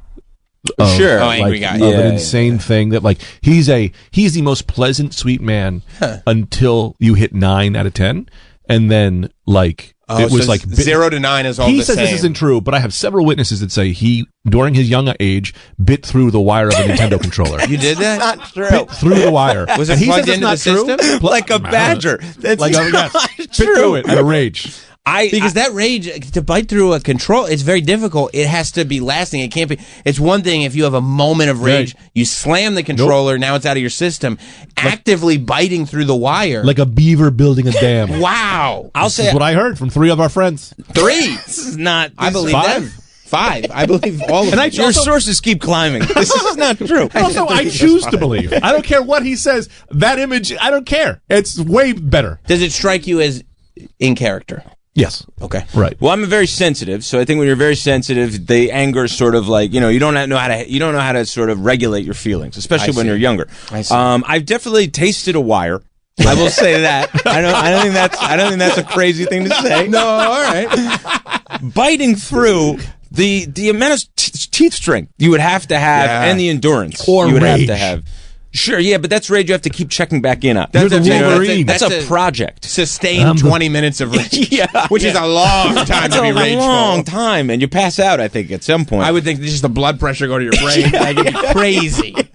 Great, your teeth are grinding down to nothing. You're really risking electrocution if it's plugged into the system. I would have veneers by now. There's no way. Yeah. But I did have a drawer that was full of broken controllers. That was just slamming, hurling across the room. And that drawer like is your belly. Yeah, he eats them. He eats the controllers because he's so mad at them. Once you have a taste for buttons. Yeah. Yeah, but you've tasted a wire, you said. Yeah, I definitely, I think, like, in a rage, like, and I think, too, like, growing up watching wrestling, you know, I think you have a flair for the dramatics a little bit. So I think I wanted to show, it wasn't enough to just, like, throw a controller. I think I wanted to be like, this is how crazy I am. Right. And I definitely remember biting down on a wire. I want you to know something. I've watched more wrestling than anybody I've ever met. I've never tasted a wire. So I don't think I'm gonna let you off the hook with that one. That's fine, but I get, like, would you, when you guys were growing up, especially, like, I remember, like The Ultimate Warrior, and being like, oh, I'm like him. I'm not of the world that we're in. You know what I mean? So it's like you kind of snorting. Yeah. You build this character of yourself in your mind that's like, I'm just like him. They plucked me out of outer space, right? And now I'm the Intercontinental Champ. Yeah, just a whole other crazy idea. But yeah. No, I see. Like, it's almost like it goes. I think it morphed into I'm the center of my own reality show. Yes. Now it's more the streaming stuff and everything. But back in the day, it was almost like I'm this space character that you've never heard. I'm not like the rest of you. Exactly. So you kind of take that on as like, well, this is what makes me special a little bit. So there's almost like I feel this rage. Not only do I have to act on it, I have to act in ways that normal people would not. Yeah, exactly. After all, I'm Anthony DeVito, a.k.a. the Ultimate Warrior. Exactly. No, that makes sense. But the temper maintains. Wild temper. I mean, also, like, you know, I can't think of anything off that. I think of something off the top, but, like, Anthony was raised by, like, 50 women. And so we're all maniacs, and I love them. Yeah, all maniacs. all of them. Who missed out on telling him, like, very normal things. Like, I swear to God, when I met him, I don't think you knew how to blow your nose. Like, it was like sneezing. Yeah, okay. Where Yeah, it was stuff like that. How do you not know this? And it Sure. was like, okay, let's do this. Women blow their nose, though. How do the Not women didn't these teach you how to women. blow your nose? They kind of let me run wild. They couldn't get to everything. How were you raised by 50 women who don't So- blow their nose? They all blew their nose, but they kind of just left me alone. A lot of my childhood, I was just left alone in a basement. And it sounds it had a lot of video games and toys. Yeah, it was like so, that movie, The Black Phone. I don't know if anybody saw that, but the kids were left alone in the basement in that one too. Yeah, so I was just kind of like left alone to my own devices. So I think there was like a lot of stuff I maybe just was like, oh, I just do it this way. And then when you take that out to the world, and then the world goes like, that's not, who taught you how to do that? And you go, Right. well, me at 5 or whatever. You're like the most improved human I've ever met. Like, when we met, driving was a problem. Like, there's a story that goes, Anthony was driving, and he just shifted into the median and just starts scraping the median. Cop pulls him over. He doesn't go to he stays on the left in the median. I'm already pulled over to the median. That's where we'll be. And the cop was like, hey, man, do you think you should be? I think the answer is, the guy rolled the window and he went, yeah? What? Yeah, I was furious. Like, what? He's mad at the cop. Well, I was so mad at myself because I was so embarrassed. Like this, it all comes back to this like deep sensitivity. I was so embarrassed because there's me, my mom, and there's like 2 of my friends in the car, and I just hit the curb, and you know I'm scraping the median, whatever. So yeah, the cop. Is everybody in the car panicking as you're scraping the median? They're kind of all making fun of me. Look, you're still scraping the median. What, Yeah, you an exactly. idiot? Yeah. Get off this thing. And I'm still scraping. So You're still doing it, you big stupid idiot. Yeah, exactly. Yeah, okay. So then the cop came over, and now this is just another person to yell at me. But he has like real grounds. So I was so mad. You've had enough. Yeah, exactly. Yeah. Just see what they're saying in here. You want to add to the pile, you jerk? Yeah. So I rolled down the window, and I was like, what? And he was so kind. He was so nice. He was like, do you think you should be driving on the highway? And like, I don't know what I said back to him, but it was like, you know. But it's nice that he recognized that you were going through it. Whatever it was, really did. You were going through He it. picked up on it so quickly. Yeah. Where I didn't think he expected to see a child driving. I thought he was like, I thought it'd just be a stack of books. Right. But I didn't think I could see somebody who was a person. I think he was just like kind of startled. I was hoping AI before AI was anywhere near. I was expecting a self-driving vehicle. Yeah, I thought it'd be a turtle. Oh, a guy. Hey, should you be on the highway? Yeah. Yeah. Someone had just had a heart attack. We were hoping. This is a very. Have you seen Punch Drunk Love? Oh yeah, that's Anthony. Yeah. Is that? That's 100%. These are the vibes I'm getting. Like you know, he kicks through the plate glass door. Yeah. Because what are they calling him? K-boy or something like that? I don't really remember, but I remember watching that movie and I went, "This is a movie about Anthony." Wow. Yeah. Like he's very calm, he's very sweet. Then you push him the line, he gets on an airplane and he tries to kill a mattress salesman or something. Sure. You know? Sure. And it's one mattress salesman, Greg. Not a thing to bring up. And it's all because they won't leave him alone. Right. Like if you would just leave him alone, he'd be the sweetest boy you ever met. Right. Yeah, but they won't. You're not wrong with that. Because that is, it's a raised by all just like very overeager Italian women who were just in my business. They were like, I just wanted to be left alone in the basement. That's really all I wanted. That's pretty sure. So another thing is that Anthony will he will bring basketball shorts to a wedding, right? Because at some point you show up in a suit, right? Yeah, of course. And then it starts to dance. Of course he said. I mean, yeah, it's time to dance, right? Why do you want to dance in a suit? You put the basketball shorts on. Now I say is like most people would say that's a maniac, but as his friend, I went, no, this is a better way to live. Yeah, right. I don't get that. Mike Cannon's wedding, friend of the show. We love Mike Cannon. Basketball shorts were brought. Anthony made me bring them. I brought them. Two guys not close enough to Mike Cannon at the time. Sure. That is true. We were I was a last minute in, but my wife won Mike over at a crawfish boil at the creek.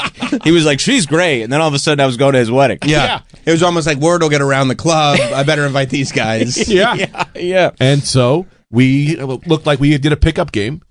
You put on basketball shorts. Now, I don't think that's weird, though. But are they exactly what I'm talking about? Yeah, you don't think that's weird? Do they match the suit? Like if you're wearing a black suit, if you're wearing like Brooklyn Nets basketball shorts, at least it's still that black and white motif. No, they don't match the. No. These are like orange basketball shorts. Gotcha. And you bring sneakers as well? Of course. Or you wear? Okay, I don't know. Oh, definitely. No, it's a fair question to ask. Of course. Yeah. Sure. No, sneakers. Yeah. Suit top? No, just a shirt underneath. Yeah. We just look like an undershirt. We just I look can like probably pull up a picture too. As you're saying this, I guess it is weird. It's very weird. Here's the thing. But it's better. But here's where you can tell if it's weird or not. When you look around the dance floor and go like, "Oh, I see. I seem to have observed 100% of the other people are still in their suits that they arrived in." Yeah. But that's the thing.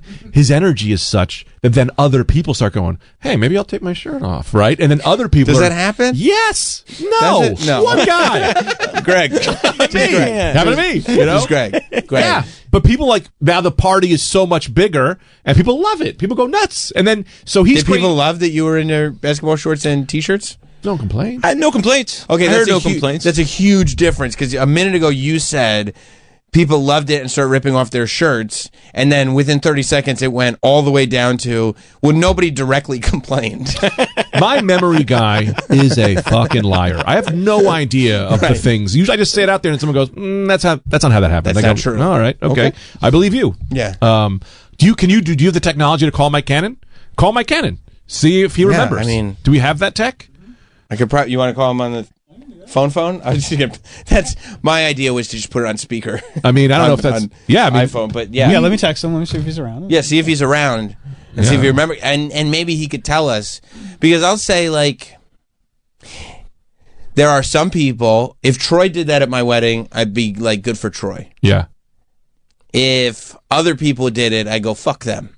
Like that's disrespectful. You know what I mean? Don't disrespect my wedding. Anthony's whole life is... You know what I mean? Like it really depends. Because I wonder. I think also like you can tell a person's intention. Right. Did they really do this because they just innocently think it's better? Yeah. Or is it like, hey, it's time for the, Greg and Anthony show. We're putting on our shorts. No. That's the thing, right? Before I met Anthony, I would go, that's disrespectful, right? But I was like, Anthony, that's disrespectful. He goes, why? And I go, I don't know why. Just is. Right. And then I go, well, now I'm wrong.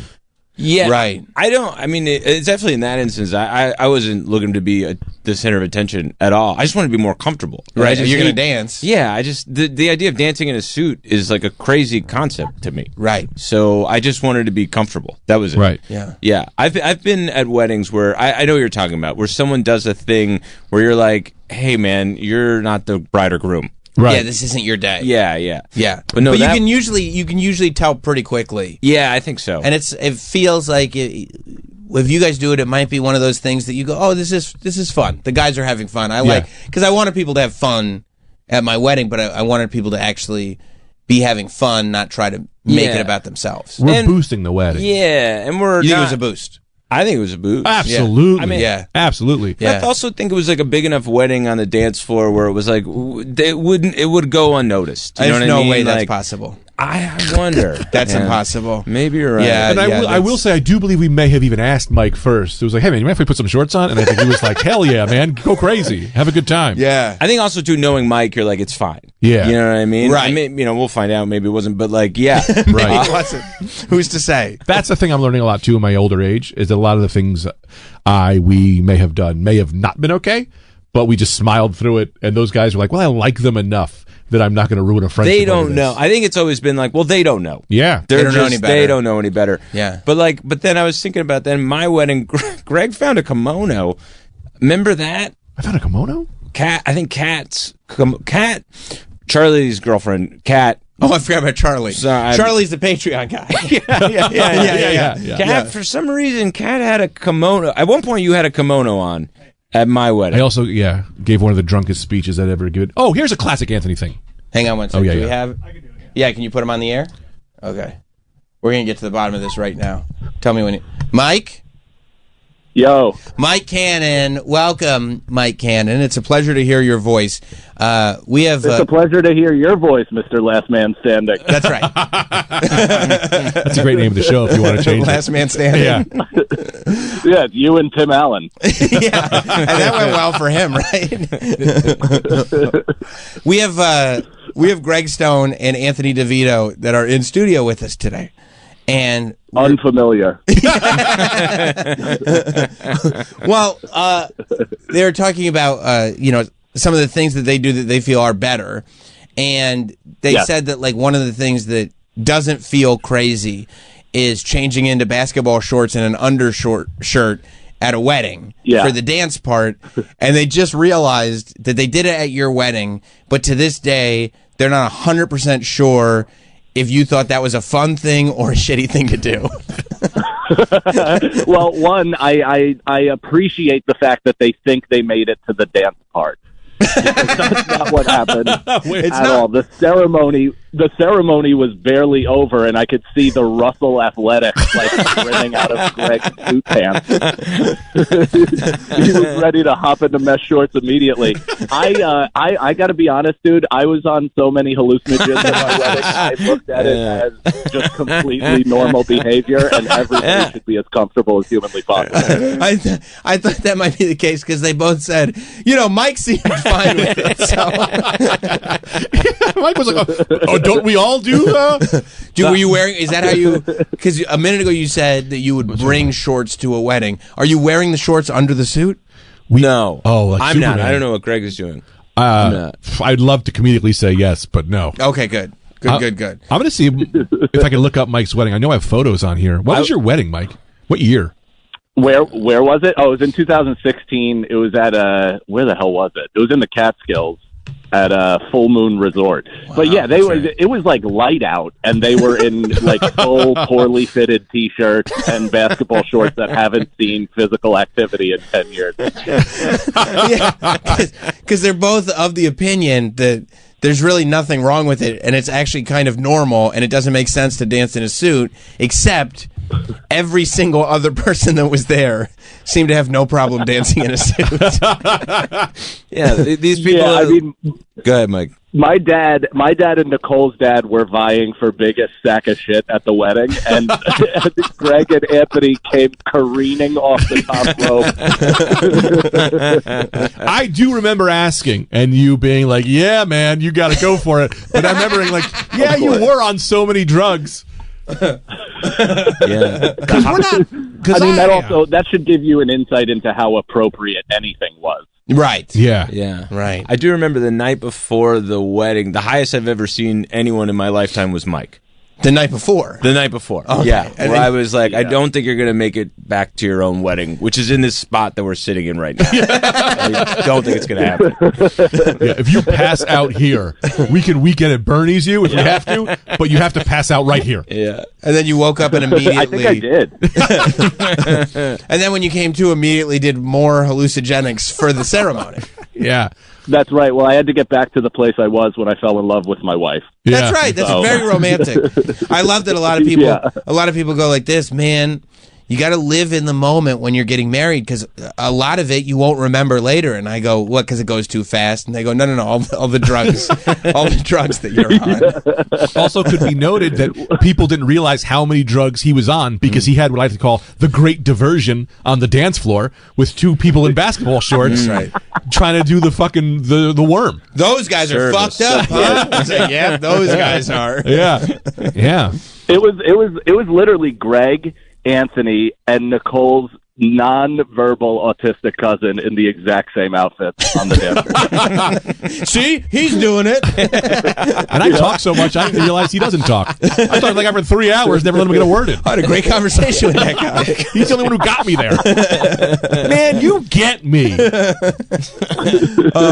Then I hugged him and he screamed.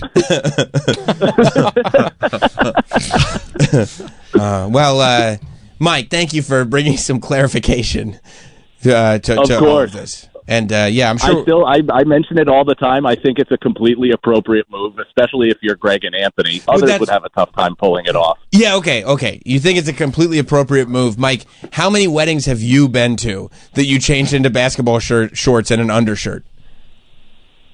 Not one, but I did turn into. I personally changed into pajamas one Christmas Eve too early and lost the respect of Nicole's entire Italian family.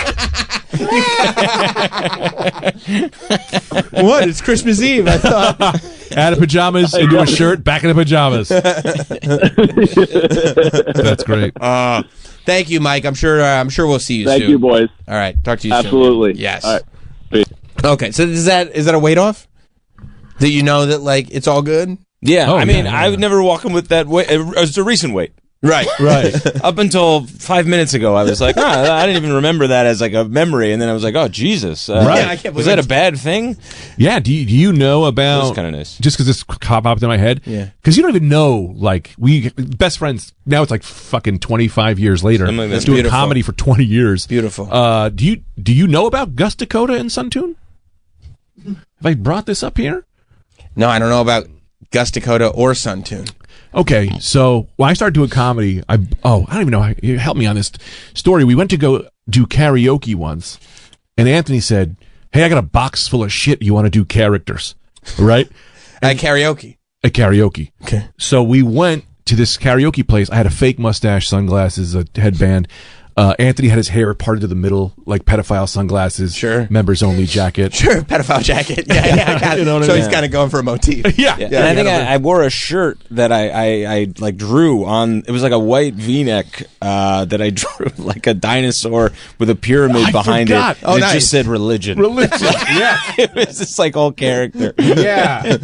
That's great. And so we, it'd be fun if that was one night. Right. It was about 6 years. You did it for a long time. We went. Yeah, a couple of years, definitely. Same costume. Same costume, character, backstories. So wow. We would go up to do karaoke, and the guy would go, like, ladies and gentlemen, he's like, all right, Gus Dakota, you're next, right? And Anthony would run up. You're Gus Dakota. I'm Gus Dakota. Greg is Gus Dakota, and he would wear a denim jacket, a fake mustache that we used 3M spray mount to get on my face. And I'd be so fucking high, and I wasn't even doing drugs back then. Oh, yeah. True. And it would hurt so bad to rip the fucking thing off. Because that's for like walls. It's for walls. Yeah. Yeah, it's for walls. Yeah, that's your upper lip, you're saying? Yeah, sure. Excuse me. And then, so Anthony would, you see the guy was like, Gus Dakota, and then Anthony would run up, grab the microphone, and then he would redo the intro. And he would go, ladies and gentlemen, the Sultan of Swing, the King of Music, blah, blah, blah, your King, Gus Dakota. And then the music would already be playing, and then he would be like, restart the music. And then I would go, we would do songs, and then... What songs would you do? Neil Diamond. And if anyone else did Neil Diamond, I would threaten to fight them. You would? Yeah, it was like a whole thing. Okay. Because Greg does a really good Neil Diamond. Yeah. So it was like right in his wheelhouse and like Gus brought more swagger to it, but it was like that was perfect. Yeah. And I'm trying to think of like, I have a picture right here because I just ran into it. I saw a picture of it when we were dressed up like these idiots. Mm-hmm. So we would do these things, and then Anthony went to college. Mm-hmm. He went away to Miami. We were in college at the time? No. This was Hawaii, Paris. So this is after college. So I think we started doing this very briefly because I was back in town for like a summer after graduated college. That's 2005. And then I moved to Hawaii in the fall of 2005. So we do it a little bit. I move away. I come back like spring of 2006, somewhere there. Yeah. So we do that, and then we were just doing karaoke. I wasn't drinking at the time. I don't think either of us were drinking. No. Yeah, we didn't drink yet, right? So no, I was. Yeah, okay. You were drinking? Yeah, I was drinking a little bit. Oh, okay. Yeah, I don't think I was drinking yet. I did comedy and bombed so bad that I was just going to do karaoke 5 nights of the week. Just every single night, I would just go up in town as Gus Dakota. Right. Because you're not going to bomb there. You do Great Neil Diamond. Great Neil Diamond. And people would just look and they go, what the fuck is happening? Why is this man in a fake mustache here? It didn't fool anybody? Real? No, it would fall off. It was horrific. Yeah. It was horrific. So I had quit. I had worked at a job at TGI Fridays, and I had quit. I was still friends with the manager. Oh, cool. I'm telling the story about how we're doing like these characters, blah, blah, blah. And he goes, that's so funny. And I went, hey, man, do you think I could pick up some shifts? But this guy needs some money, right? And he was like, first off, you sound way too desperate. No, I'm kidding. He was like, yeah, pick up some shifts. I showed up to TGI Fridays with the Friday shirt over a tweed blazer. Oh, wearing nunchucks. I had a picture of a bear. I had nunchucks on me, fake mustache, sunglasses, and he goes, so I guess I got Gus Dakota. And I went, you fucking AAA right, brother. Right, and you're deep in. He changed my name in the system, and I showed up once a week for about 6 months to a TGI Fridays in Wayne, New Jersey as Gus Dakota. Wow. Yeah. So were you like kind of flirting with the idea of just like living as Gus Dakota? Because I got to be me right when I was him. You can grow a mustache. Yeah, I didn't know that. Also, that spray mount was really fucking my lip up. Yeah. Well, I thought that this was the funniest joke when you worked that stint as Gus Dakota at Fridays. Greg would go up to tables and offer them food that wasn't on the menu. That was like, he would be like, you got to try the Reuben. The Reuben. And you could never get the Reuben. Yeah. I think Reuben sounds great. And then I'd come back and go, well, they're saying there's no Reuben. But that's what they're just saying. They're saying it doesn't exist. I think we put it in and see what happens. And you were constantly asking if you could smoke in here. Yeah. That was a big part of the character. I spray mounted a cigarette to my mouth. What? So that when I talked, the cigarette would move with the thing. And I'd, hey, can I smoke in here? And they were like, I'm a customer. Just say these crazy things. I love the idea of the FBI raiding Gus Dakota's house and the way they found all that baby oil in P. Diddy's house. It's all spray mount. It's all 3M spray mount in Gus Dakota's house. Everything gets sprayed on. And this guy, Derek, I always remember Derek, D-Rock. He was the sweetest guy. He was the best. I went as Greg to... after a shift, I'm sitting at the bar having like a drink or something, and he goes, AOG, man, you got to see, we got this guy Gus working here. I don't think he's real. And I'm like, he has no idea. It's like, that's me. Like, that was me, man. Right. He's like, mustache is fake. It fell off. I saw him put it back on. I don't know what's happening with this guy.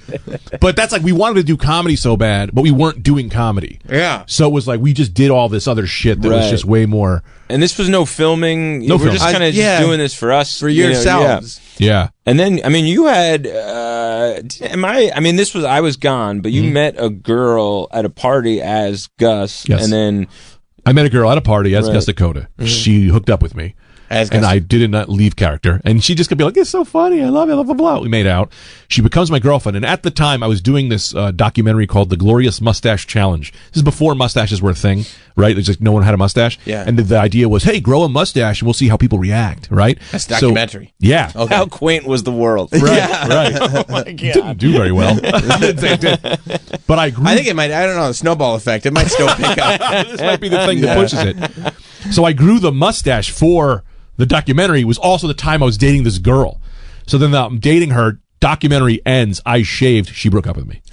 So I, to this day, believe she only liked Gus. Gus? She didn't really like Have you Greg. thought at all about bringing Gus back? He's me now. We've become one. Is that right? I think that is right. Yeah. I think Gus enabled. Gus had so much confidence, and that I think a part of that rubbed off on Greg. The Greg that we know right now, is Gus. There's a little bit of Gus Dakota in there that wasn't in there prior. Yeah. Wow, Gus stayed. Gus stayed. He needed to come out. Yeah. He needed to come out, and I'm glad he did, and he's still there a little bit. You needed Gus Dakota as much as Gus Dakota needed you. Yeah. Yeah, now he's co-driving. Yeah. Yeah. Yeah, there's 3 people in there. Me, Gus and the guy going, "You should just kill yourself." That third guy, it's like, who invited you? What did you show up for? Why is that for everything? How does Gus feel about the third guy? Gus, shut up, you fucking dumb idiot. You know? Yeah. And then regular Greg is like, hey, he's like, I don't know, Jimmy, how's this radio show going? I don't know, we just kill ourselves on air. It'll be fun. And Gus is like, shut the fuck one of them. Not gonna many chicks in here. Yeah.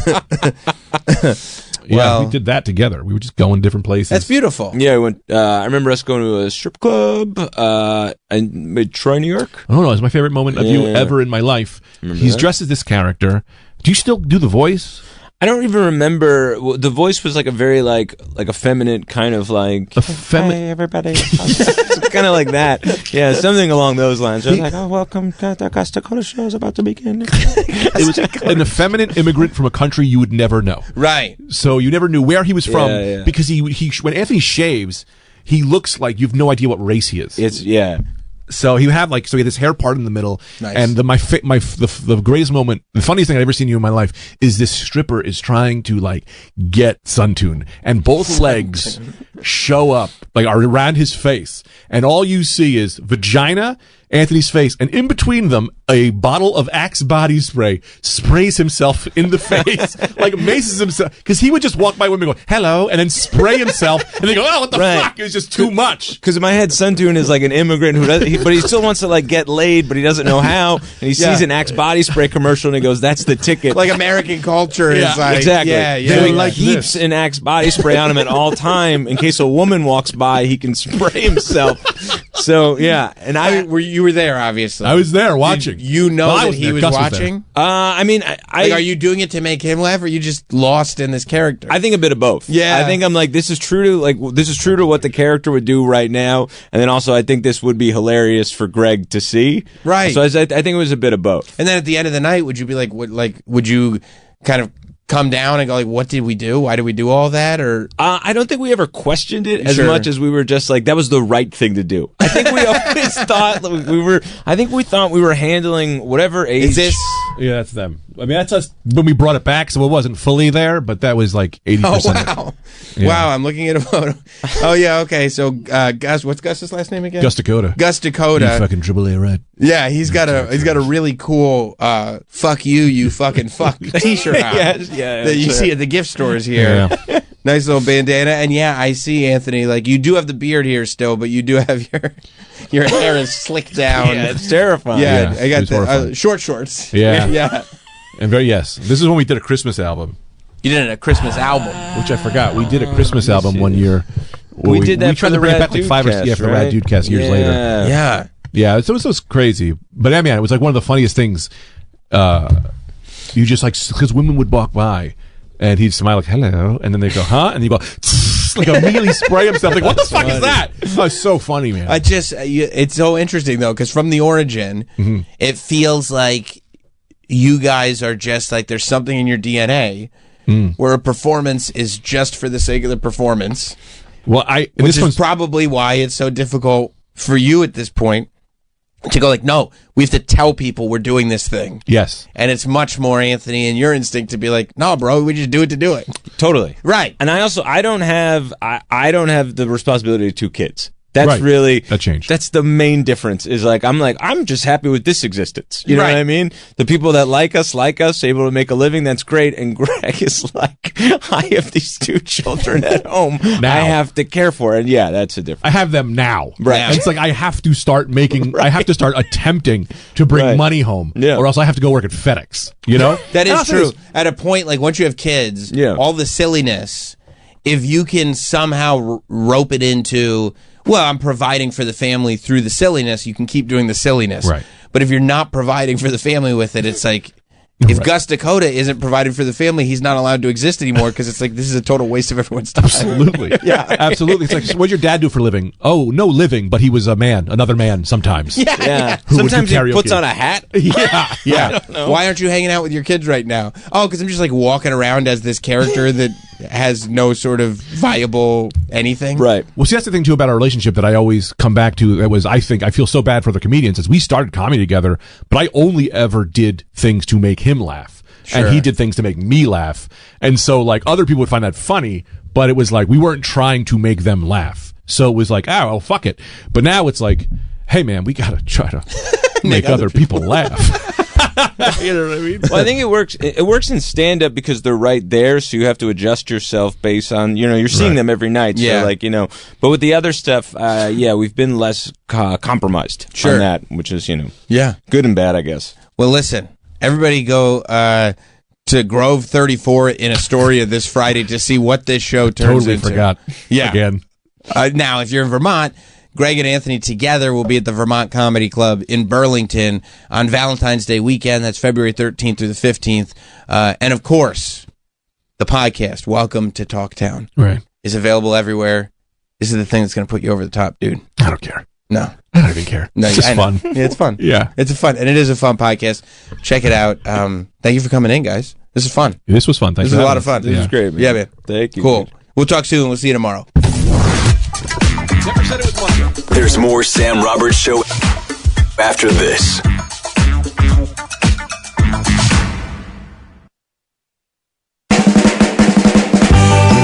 Sirius XM Channel 103.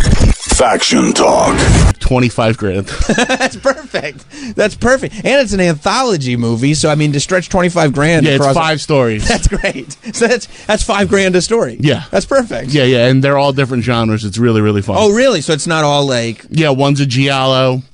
That's great. One's found footage. It's all are very different. It's really funny director, writer, Brandon Basham. He did Fear City, USA, as well as The Slashing and The Slashing 2, The Final Beginning. That's great. So I love when somebody does an anthology horror movie right. Like, they're not done that often, but when somebody when they really hit, they're just so fun. Everybody wants to make one until they realize the scope of it. Yeah. Because it's so hard to make all good ones. Right. Usually there's one everybody sees, like in all the VHSs. Yeah. There's one you skip. Right. You kind of like really, some of them just become a package to sell one short. Like you got a great idea for a short, and you're like, if I can just fill in like a couple more, we'll call it an anthology movie. Yeah, they're like, he's a clown, he's black and white, he doesn't talk, that's a mime. No, it's a clown. Yeah. He hates women. A lot. Yeah. So what if, and you just acted in this? Yeah, I just hung out on this one. I have reached the point in my tenure with indie horror where I am a day player, Sam. That's amazing, isn't it? I show up, I do my shit, and then I leave. I mean, how great is that? I mean, you think about like the fact that like these things that you love. First of all, I love that you're still like live tweeting pro wrestling too. As if any of your followers, like all your followers are comedy 100% followers. 100% for me. Yeah. That's why I respect it so much, because everything that you do is like 100% for you. It's like, what are the things that I love? I'm just going to keep doing those. Yeah. So if somebody wants me on a set and they match my day rate, hey, I'll be there. Yeah. You want me naked? You want me clothed? Whatever you need. Figure it out. You know. And that's beautiful. It's been fun. My goal is I want to be like you know the guy who just passed away, Leslie Jordan, the little gay guy? Yeah. He would just show up and like he would be in like Will and Grace, but then he would be in like, you know, Puppet Master 5. Right. That's what I want. I just want to just show up in anything. I think that's what Bruce Willis was doing, like right before it was like, I can't except work he at all didn't know anymore. he was there. He did not. No, he's got an earpiece in. Right. They're like, just say these things. Yeah, there's a reason he doesn't get up in any of those last few movies. Right. But he's on the box cover. Yeah, he certainly is. So, you know, talking about you getting to do all these things that you love. I know, and you sent me a clip, which I very much enjoyed. You've been doing commentary for the Insane Clown Posse's wrestling. Juggalo Championship Wrestling. Which was formerly known as Champion Shit Wrestling. Which I feel like is better branding. That was when they were reviewing other companies' wrestling. Right, Cactus Sack. Yeah, they would buy Japanese, they would bootleg Japanese matches and do commentary over them. But now it's changed because we have our own roster. There's going to be our 25th anniversary. Look at that. Look at you. Yeah, I'm a company man. Oh, yeah, somebody learned real quick to weasel their way up and be a company man. So, yeah, I've been the whole time. The whole time. Yeah, it's awesome. And, But you've also created a relationship with the Insane Clown Posse. Yeah, that kind of backwards happened. They Violent J had done a couple of podcasts. Then he came to Skankfest last year, had a blast. Because I remember, I feel like it was not that long ago.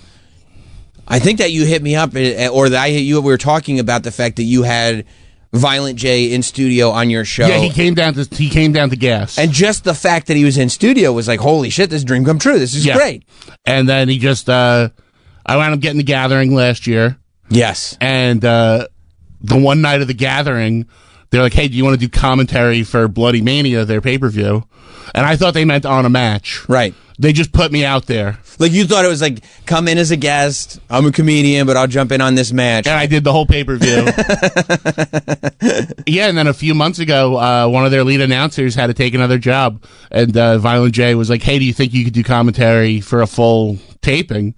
And I was like, yeah, I think I could handle that. He's like, can you leave? It was Friday. He's like, can you leave Tuesday? And I went, for how long? He goes, 9 days straight. And I was like, yeah, sure. For you, Violent J? And I was like, where am I staying? He's like, you can be on my RV.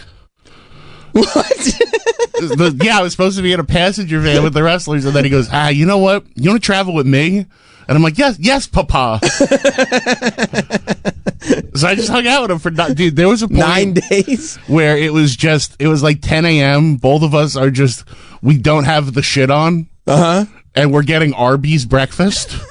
And I was like, this is the lowest point in American culture. Yeah. Is me and Violent J sleepily getting Arby's. Yeah, as humans. Yeah, as it out with the human makeup on. That's so funny. So he drives. So this 9 day stretch, you're in different towns every night. Every night it was 6 hours away each stop. And he travels in an RV. They each had an RV, and yeah, we had a driver, and then some wrestlers on the RV with us. If you watch old school JCW, Too Tough Tony was with us the whole time.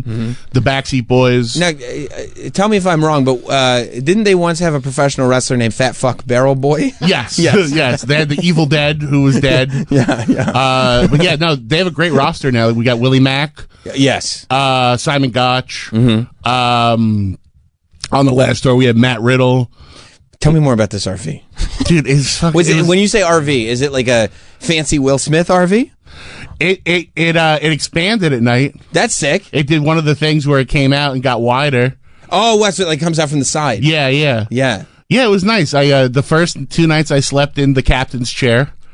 Okay. And then after that, I was upgraded to the bed.